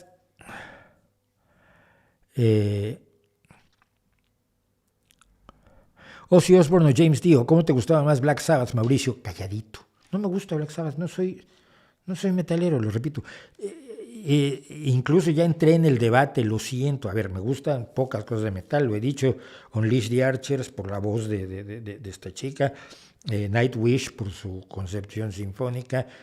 Apocalíptica, porque el violonchelo es un instrumento que me enloquece. Pero estoy en el debate de The Warning. ¿Es un grupo de metal? No, es un power trio de rock pesado, pero no son metal. Pueden tener algo de metal, pero cuando oyes lo que están haciendo, por cierto, mañana sale el disco de The Warning, pero estoy en el debate de que no son metal. Yo las he estado oyéndolas casi obsesivamente y no, creo que son rock pesado. Se acopla la señal del móvil al sonido. ¿Cuál señal del móvil? ¿De qué hablas? Madre mía, bueno. En Latinoamérica se le conoce como payaso trampa al desasiado, por tramp, que quiere decir vagabundo. Entonces, en vez de traducir, lo que hace es trasladar extralógicamente tramp a trampa. Acuérdate de ser un vagabundo y un desobligado. Está también la canción de That's Why the Lady is a Tramp, que cantaba maravillosamente Ella Fitzgerald. ¿Cómo se escribe Hush Mahush? No lo encuentro en Google. Vale, voy a hacerlo por ti un momento. Y sí, ese fue un error.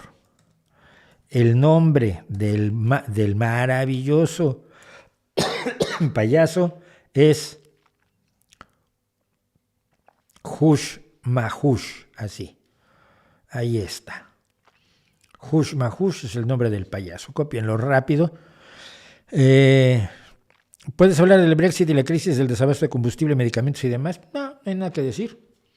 Engañaron a los británicos para que votaran por algo pensando que no iba a pasar lo que todos sabíamos que iba a pasar, y está pasando lo que todos sabíamos que iba a pasar. Nada más.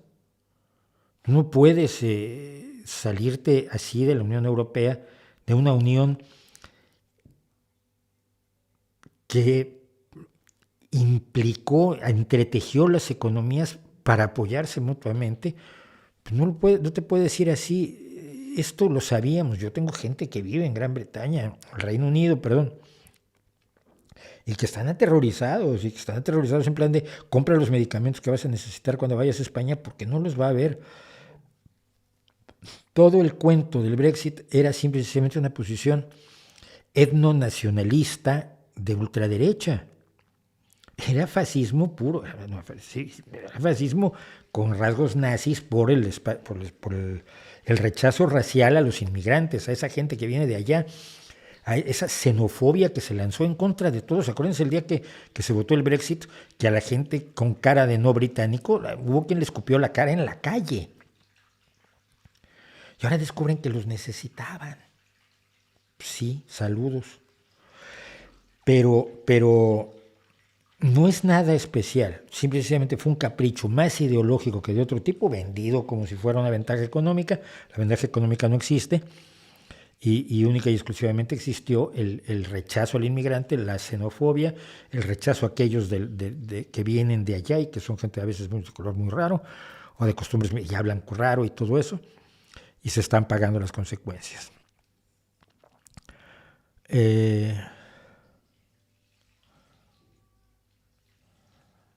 ¿Qué opinas sobre la operación Cóndor y cuál fue el presidente estadounidense que más metido estuvo en esa operación? Yo no creo que fuera una operación estadounidense, ¿no? Es una operación claramente propia de los países implicados en ello. Es decir, necesitas Estados Unidos para tomar el poder, pero para ejercerlo como lo ejercieron ellos ya no lo necesitas tanto. Y creo, a reserva de pensar que sí hubo intervención de Estados Unidos, la idea de reunirse todos para perseguir a los comunistas tampoco es nada demasiado original en un esquema de anticomunismo rampante por parte de las fuerzas tanto económicas como militares y religiosas del Cono Sur. Y la idea de, una vez que luchas contra los comunistas, pues te vas contra los demócratas, y te vas contra los progresistas, y te vas contra los justicieros, y te vas contra los de la justicia social, y te vas contra los que defienden el medio ambiente, te vas contra los indigenistas, y te vas contra todos los que no sean la élite que te mantiene. Tampoco es muy de Estados Unidos ese nivel de persecución, pero puedo estar equivocado. No estoy tan convencido. Más cosas que tenemos del Rey va desnudo, del Rey va desnudo, del RVD CQS, de nuestro correo electrónico. Me preguntan sobre la universidad pública. Hay quienes alegan que son un gasto ineficiente porque la cantidad de egresados suele ser baja y a ritmo lento, por lo que se pierden recursos. Y B, las cátedras están ideologizadas y politizadas por la izquierda. Bueno, la cantidad de egresados no suele ser baja si los egresados tienen todo el apoyo necesario y no solo la gratuidad de la universidad. Es decir, si tú tienes que trabajar para mantener a tu familia, trabajos enormemente precarios, al mismo tiempo que estudias, pues una carrera te puede tomar 8 años, claro. Si tienes los motivos para que los egresados tarden mucho tiempo en salir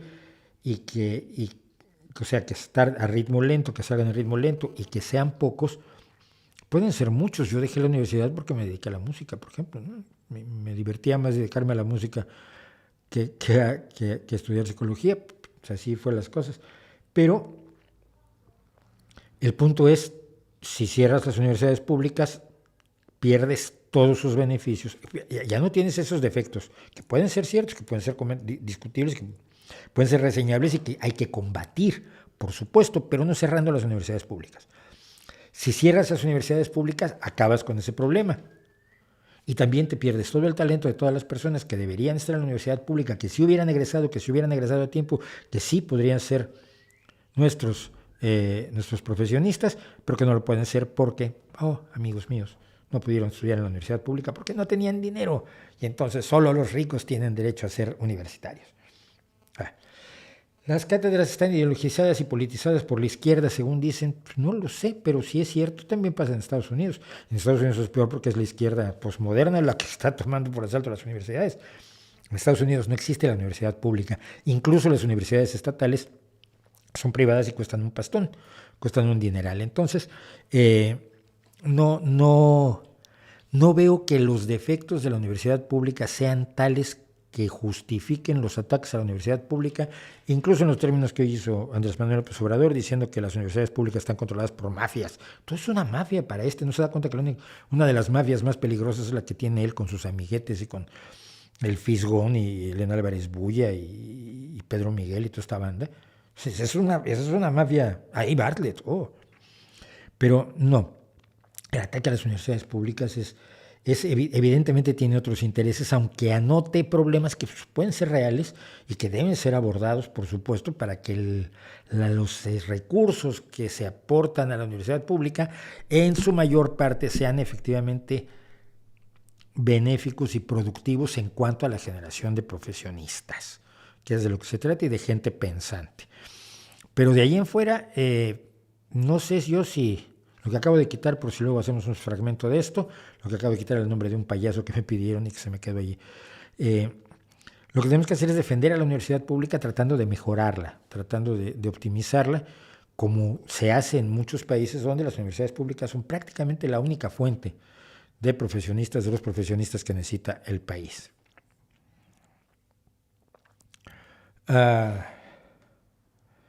¿Qué más? Pues, ¿qué más? Que son y 38. Vamos a ver un par de cosas aquí. Dice, tal vez una utilidad de la filosofía. Esta es de las cosas que tengo yo que pelear y tengo que discutir. Dice Gamarán, respecto a la filosofía, tal vez una utilidad es enseñar a pensar en las escuelas e historia de la filosofía, y para eso se necesitan licenciados en filosofía. No. Para enseñar la historia de la filosofía necesitas historiadores del pensamiento, licenciados en historia del pensamiento, hay muy buenos. Para enseñar a pensar, no creo que sirva la filosofía. Te voy a explicar por qué. Porque llegado un momento tienes que sumarte a una escuela filosófica. Porque las escuelas filosóficas se asumen mediante la argumentación. Es decir, tú te vuelves adepto al postestructuralismo en contra de la filosofía continental de acuerdo a qué tan convincente te suene. No hay hechos y datos que puedas decir esta expresión de la filosofía es más útil para interpretar la realidad que esta otra. No. Por eso todas son válidas. Todas son válidas porque no hay criterio de verdad. Y a la larga los profesores de filosofía lo que quieren es que pienses como ellos. Un profesor marxista no va a promover que tú te vuelvas un antimarxista o un pensador liberal. Y un profesor liberal, por supuesto, va a ver con muy malos ojos que asumas la filosofía marxista. Y así sucesivamente. Es decir, la filosofía tiene tantos elementos de toma de posición, que además es una toma de posición personal que tenemos nosotros, pero que no se debería transferir a la cuestión, a la profesión y a la enseñanza de la profesión. Es como si te enseñan a jugar fútbol, luego tú eres del Barça o del Atlético o de Las Palmas, no del Real Madrid, pero te enseñaron a jugar fútbol. No te enseñaron a jugar fútbol para el Barça o para Las Palmas. Y en filosofía te enseñan para eso. Te enseñan teoría musical cuando te enseñan violín, y tú esa teoría musical la puedes utilizar para hacer musicals o para hacer música clásica o para hacer experimentación, o qué sé yo. Pero no te enseñan que la música que tienes que tocar siempre sea la del romanticismo o la del barroco tardío. Pero la filosofía te enseña a ser parte de alguna de las escuelas. Entonces yo no creo que enseñe a pensar. Yo creo que enseñar a pensar es algo que hace la ciencia. Cuando tú le enseñas a la gente, no datos científicos, no hechos, no energía igual a masa por velocidad de la luz al cuadrado y lo tienes que creer porque es el dogma. No. Cuando le enseñas a la gente cómo se llega al conocimiento, y cómo se tiene que dudar, incluso del conocimiento, cómo se lleva a cabo el proceso de encontrar conocimiento válido, conocimiento certero, a diferencia de las creencias, las especulaciones, etcétera. Estás enseñando a la gente a pensar. Es lo que yo llamo la alfabetización científica. No que sepas datos y fechas. ¿En qué fecha? Einstein publicó sus famosos libros, sus más famosos papers en 1906 y se llamó el año Annus Mirabilis. Ya no sé si fue en 1905 o 1906. Bueno, da igual. Se llamó Annus Mirabilis. No, eso no tienes que saberlo. Pero sí tienes que saber cuál fue el proceso que siguió Einstein para plantearse, si yo vengo en un ascensor y el ascensor se cae, ¿cómo sé si estoy en caída libre o en gravedad cero? Y ese tipo de los experimentos mentales de Einstein, donde se pensaba de manera original y distinta, sí te enseñan. O cuando Newton se preguntó por qué las cosas caen perpendicularmente al suelo, porque no caen en ángulo. Y entonces para eso desarrolló la teoría de la gravitación. La forma en que se ha pensado, en que se piensa la ciencia, es la forma de pensar críticamente. No solamente el cuestionamiento filosófico, sino el establecimiento de métodos para poner a prueba los conocimientos.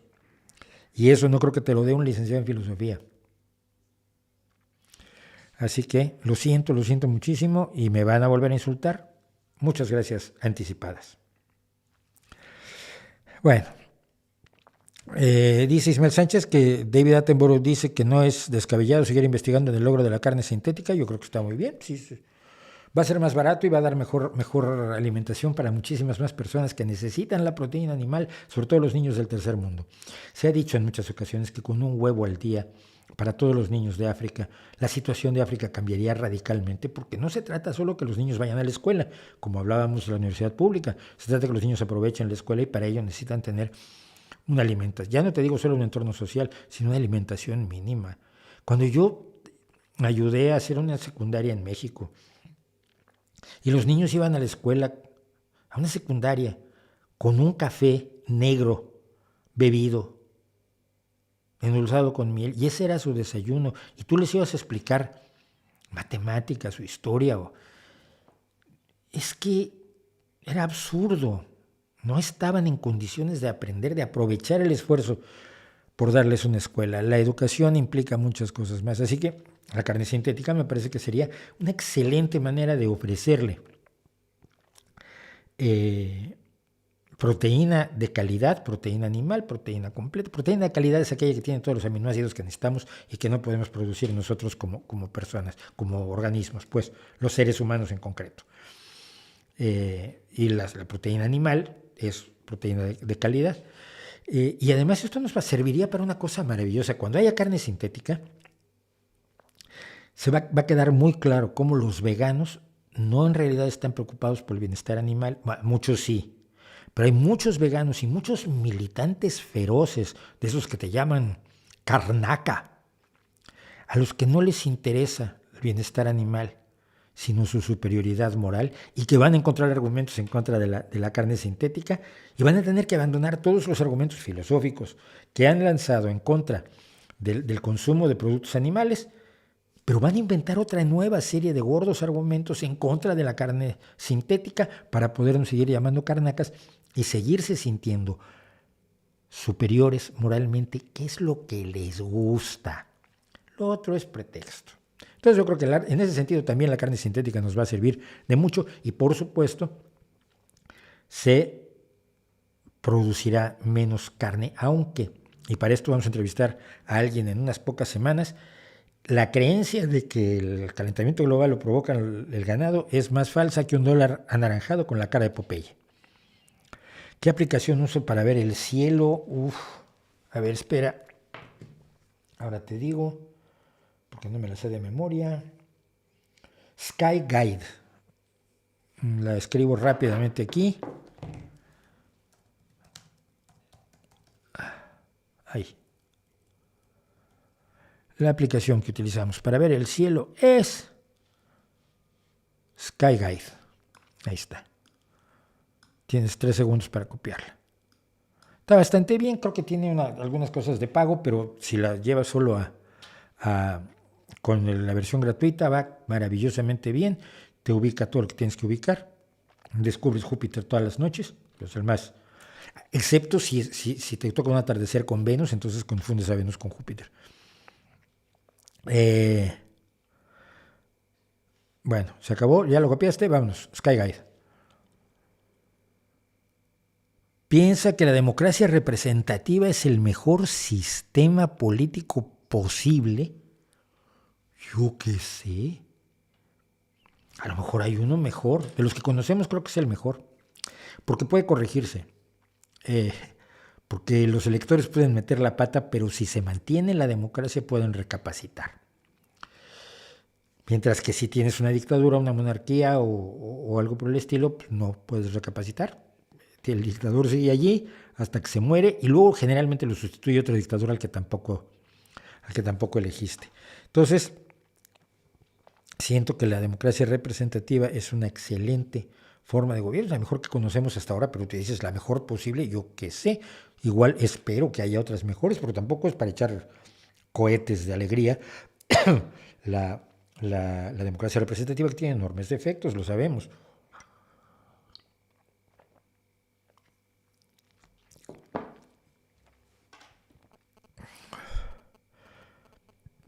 Podría hablar de Joseph Mercola y por qué no es cierto lo que habla. No es cierto lo que habla porque no tiene ninguna base, pero se lo inventa todo.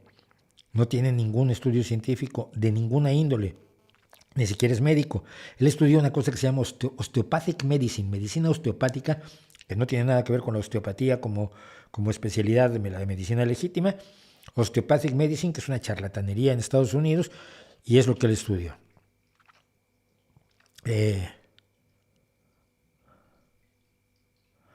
Tengo un montón de cosas que no me va a dar tiempo de comentar. Hoy lo siento, otra vez, no sé, no he visto ahora algunas de las personas que antes me hacían el favor de hacer esto. No sé si han cambiado de seudónimo o algo, pero si alguien puede copiar a partir de aquí, de donde me preguntan de... muchas gracias, José Antonio García Montenegro, por el superchat. Muchas gracias. Desde el anterior dice, ¿escuchaste a The Clash? ¿Qué te parecen?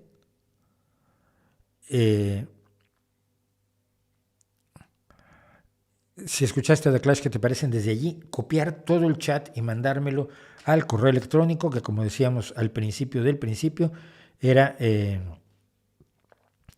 rvdsqs@gmail.com. Si me mandan allí el chat para poder sacar cosas y poderlas comentar la semana próxima, porque ahora vamos a hacer algo que me parece siempre importante.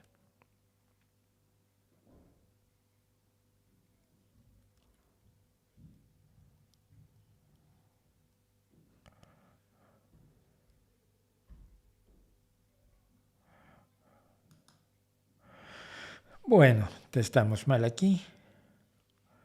Lo corregimos y ya estamos bien. Este caballero se llama Don Porfirio Barba Jacob. Es colombiano y fue un poeta maldito. Un poeta, si no probablemente homosexual, pero si no por lo menos enormemente bisexual. Homosexual era, vamos, sabemos que se enamoraba de hombres, pero probablemente también tenía amores femeninos.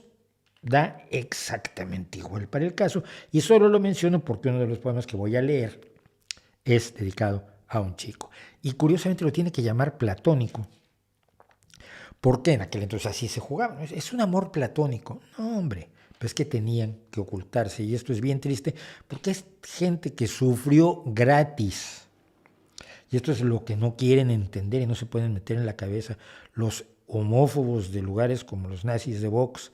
Esta gente sufre gratuitamente porque no hace nada malo más que tratar de ser feliz. Y deberíamos siempre avergonzarnos de cómo se ha hecho sufrir a personas inocentes así. Porfirio Barba Jacob, lo importante es que es poeta, y un poeta que puede decir cosas como la siguiente.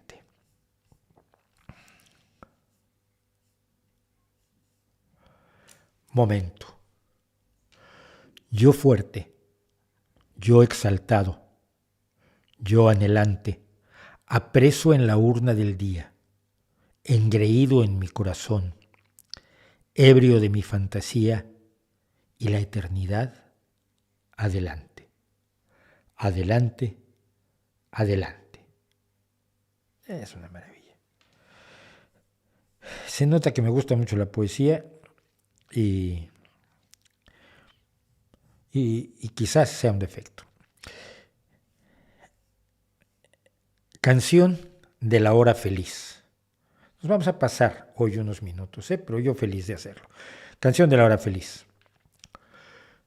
Yo tuve ya un dolor tan íntimo y tan fiero, de tan cruel dominio y trágica opresión, que a tientas en las ráfagas de su huracán postrero fui hasta la muerte.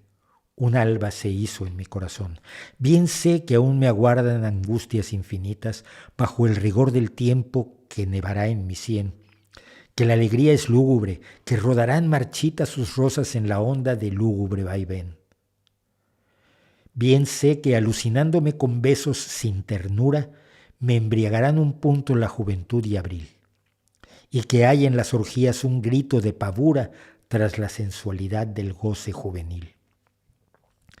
Sé más, mi egregia musa de hieles abrevada, en noches sin aurora y en llantos de agonía, por el fatal destino de dioses engañada, ya no creerá en nada, ni aún en la poesía.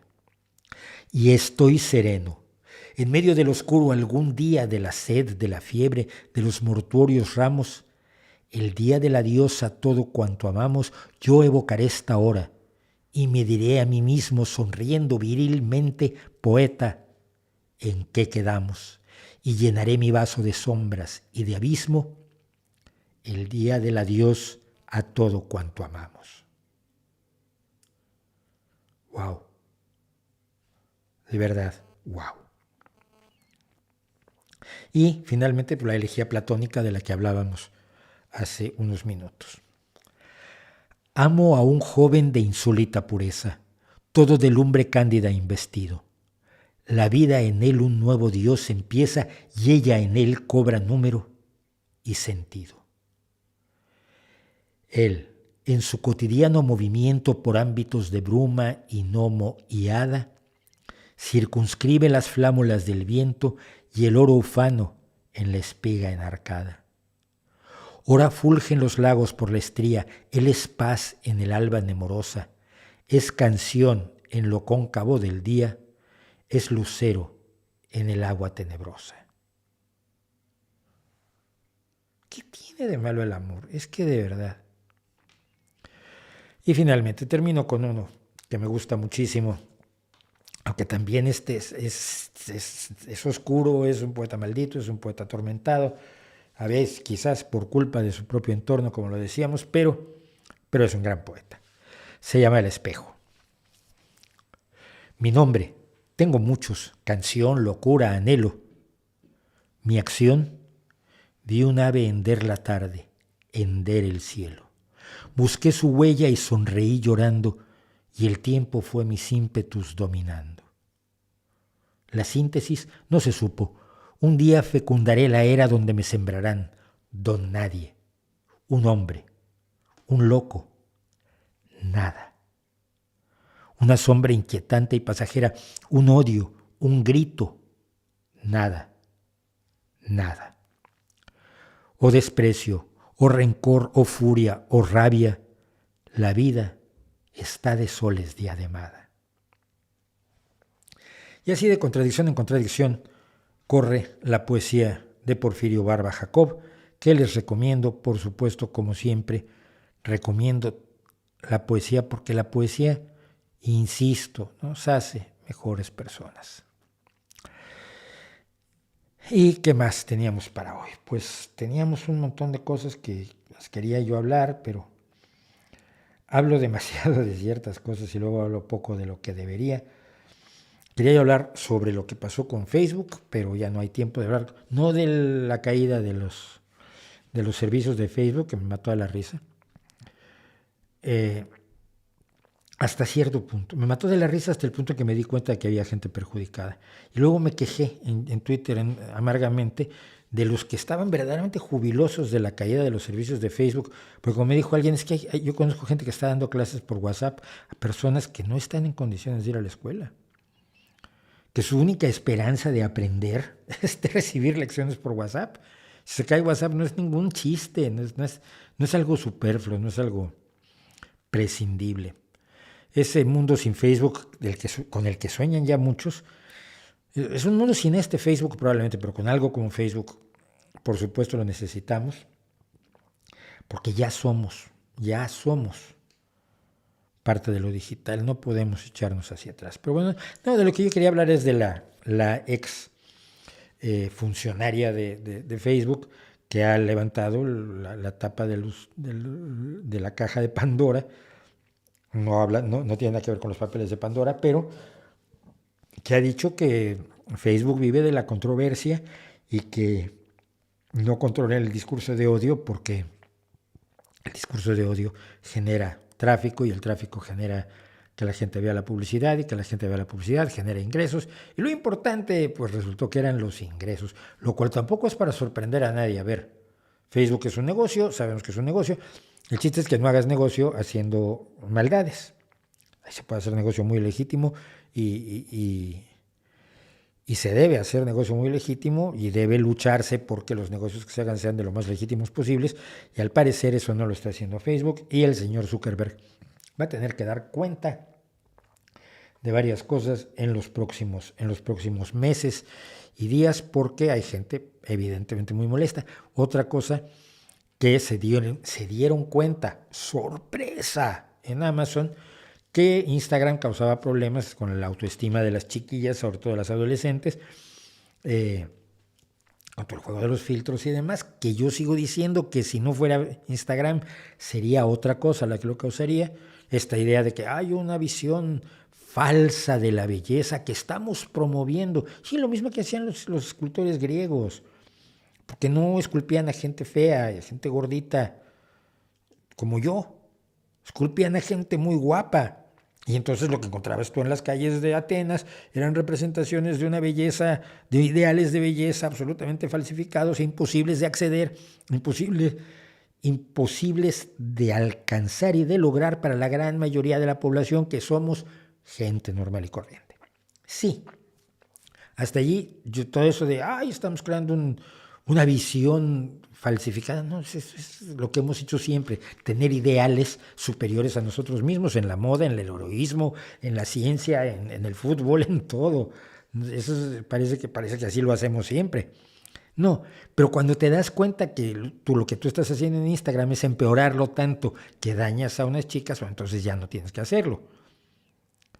Es decir, puedes moderarlo, pero Facebook parece que decidió no moderar el tema porque también le daba mucho tráfico, y el tráfico hace que la gente vea publicidad y la publicidad genera ingresos. Y entonces cuando sacrificas toda ética a los ingresos, también tienes algunas historias de horror del libre mercado, que era la otra historia que quería contar hoy, que ya no me dio tiempo, aunque le estoy contando, pero que nos habla del control que deben tener las sociedades sobre las empresas, no los estados. Porque mira, si el Estado controlara, creo que tengo una araña aquí, no, es una mosca de la fruta. Si el Estado controlara Facebook, como China controla el Facebook de China, tendríamos los problemas del vídeo que ya analizamos sobre lo que está haciendo y la forma en que te censura de un tajazo con base en ideas como eres demasiado femenino. El Facebook de China. No es que el Estado tenga todo el poder, es que la sociedad tenga poder a través del Estado de moderar a las empresas como Facebook, como Instagram. No como WhatsApp, que finalmente es un servicio de mensajería privada.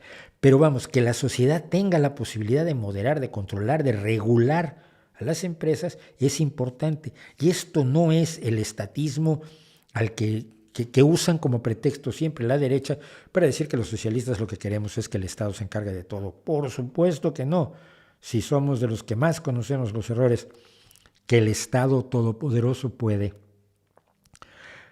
tener, y por lo tanto lo que necesitamos es una sociedad más poderosa, una sociedad que tenga la capacidad de decidir mejor su futuro, y eso no se hace, por cierto, con lidercillos.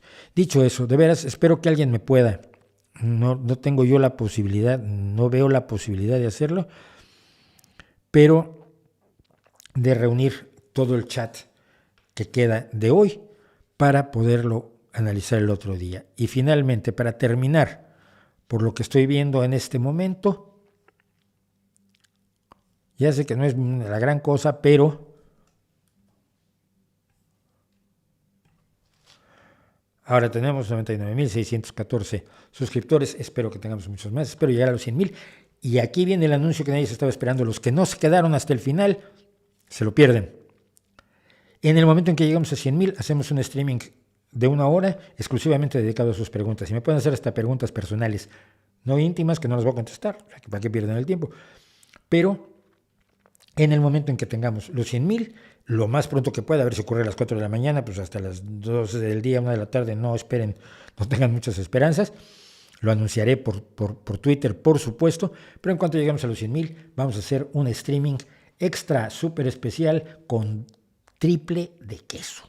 Muchísimas gracias por estar conmigo, muchísimas gracias por acompañarme, muchísimas gracias por oírme, muchísimas gracias por preguntarme, muchísimas gracias por estar en desacuerdo conmigo cuando lo están, si lo están razonablemente. Y si nada más se enojan conmigo, también les doy las gracias. Pero no hagan eso. Ahí les dejo mi reputación para que la hagan pedazos.